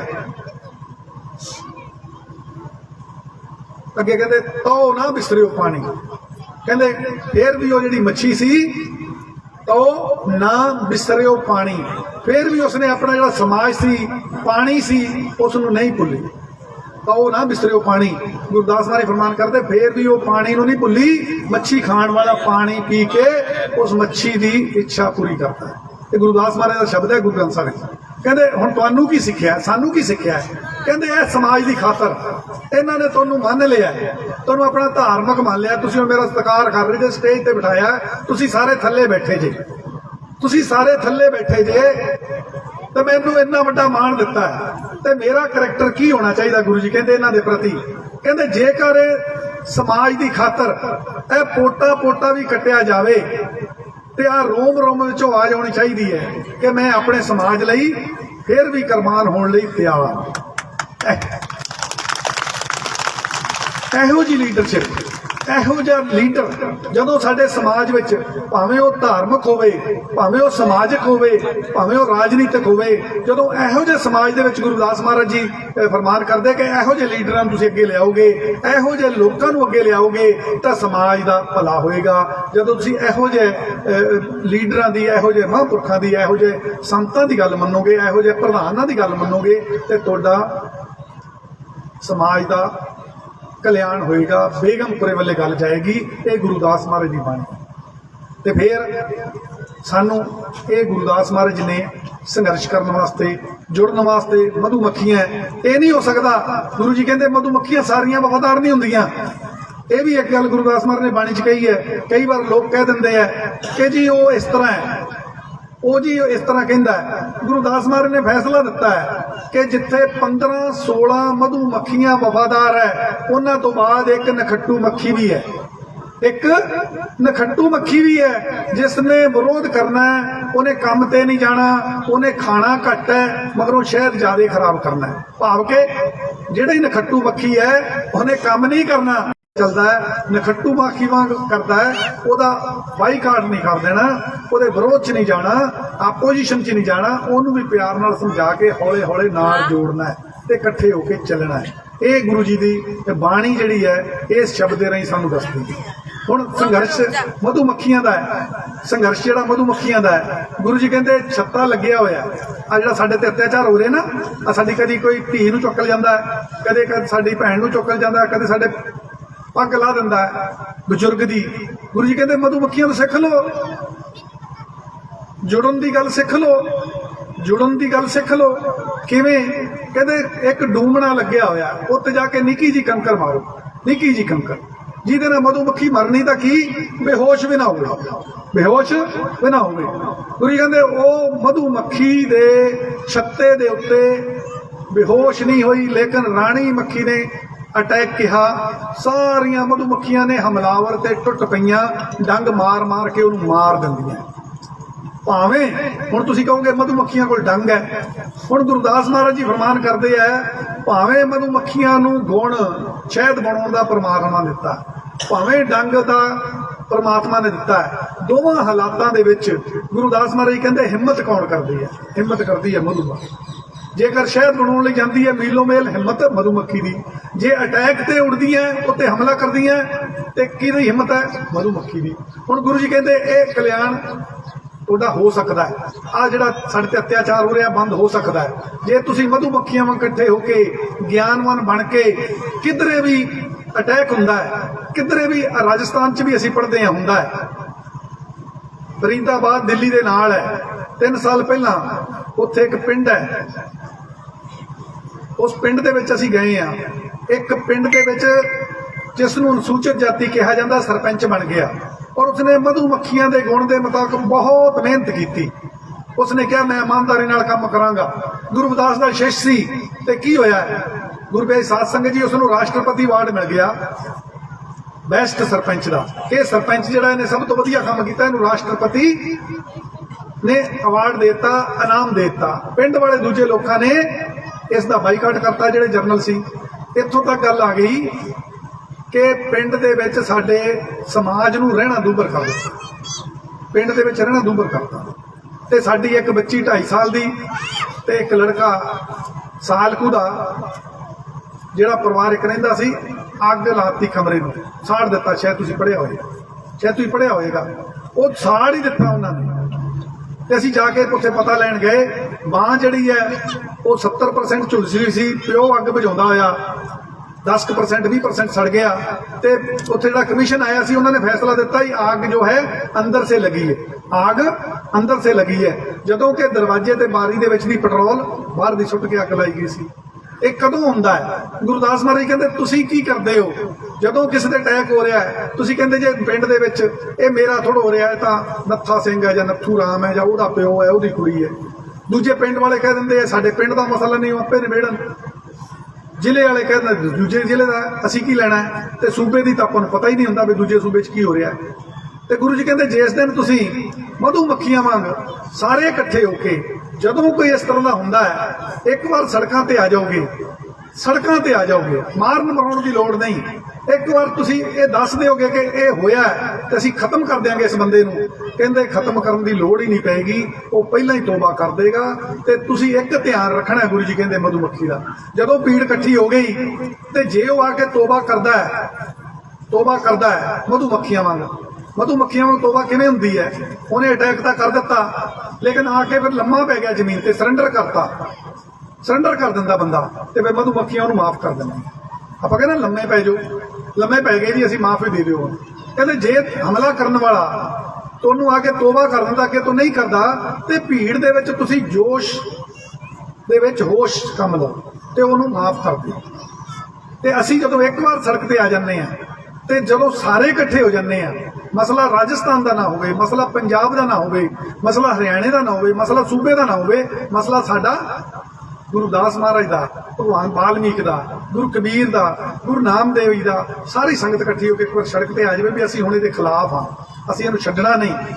ਤੇ ਇਹ ਉਹ ਦਿਨ ਗੁਰੂ ਜੀ ਕਹਿੰਦੇ ਐਂਡ ਹੋ ਜਾਏਗਾ, ਅਖੀਰ ਹੋ ਜਾਏਗੀ, ਬੇਗਮਪੁਰੇ ਵੱਲ ਗੱਲ ਤੁਰ ਪਏਗੀ, ਕੋਈ ਕਿਸੇ ਤੇ ਮੁੜ ਕੇ ਹਮਲਾ ਨਹੀਂ ਕਰੇਗਾ। ਇਹਦੇ ਵਾਸਤੇ ਸਾਨੂੰ ਜਾਗਰੂਕ ਹੋਣਾ ਪਏਗਾ।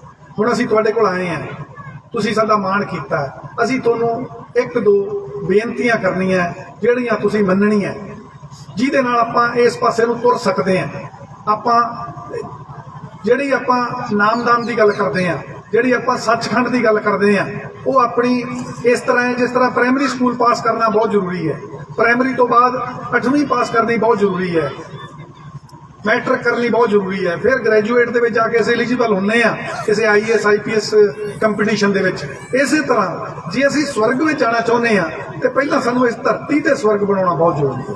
ਇਹ ਧਰਤੀ ਤੇ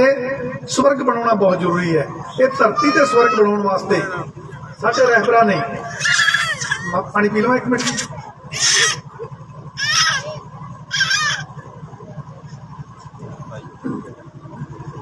ਧਰਤੀ ਤੇ ਸਵਰਗ ਬਣਾਉਣ ਲਈ ਸਾਡੇ ਰਹਿਬਰਾਂ ਨੇ ਟਾਈਮ ਤੇ ਆ ਕੇ ਸੰਘਰਸ਼ ਕੀਤੇ ਹੈ।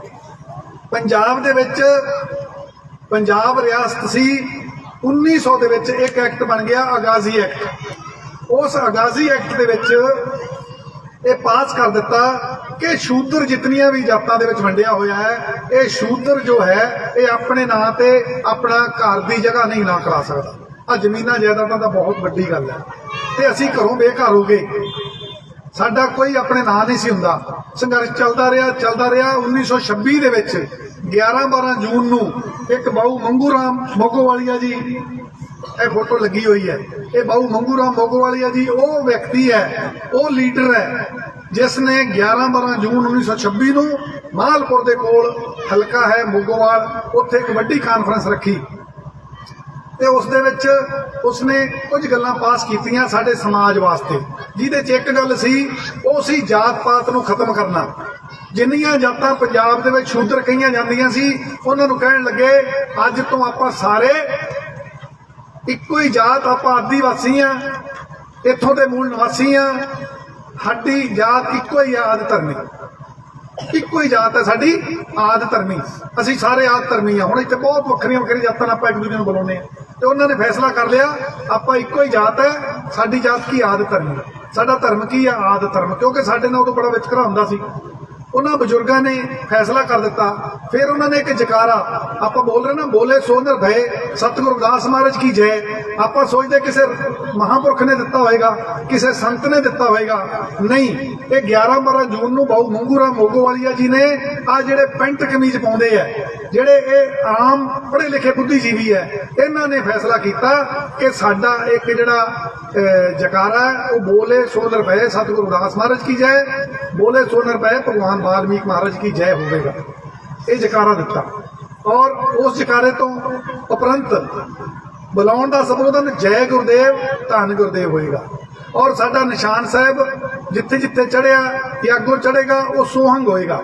ਇਹ ਤਿੰਨ ਚੀਜ਼ਾਂ ਉਹਨਾਂ ਨੇ ਪਾਸ ਕੀਤੀਆਂ ਤੇ ਸਾਡਾ ਸਾਰਿਆਂ ਦਾ ਇੱਕੋ ਹੀ ਜਾਤੀ, ਇੱਕੋ ਹੀ ਧਰਮ ਹੈ। ਤੇ ਫਿਰ ਸੰਖੇਪ 'ਚ ਇਹ ਵੀ ਇੱਕ ਆਪਣੇ ਆਪ 'ਚ ਲੈਕਚਰ ਹੈ, ਫਿਰ ਕਿਤੇ ਕਰਾਂਗੇ। ਸੰਖੇਪ ਵਿੱਚ 1936 10 ਸਾਲਾਂ ਬਾਅਦ 1926 ਵਿੱਚ ਸੰਸਥਾ ਬਣੀ। 10 ਸਾਲਾਂ ਬਾਅਦ ਜਦੋਂ ਸਾਰੇ 10 ਸਾਲ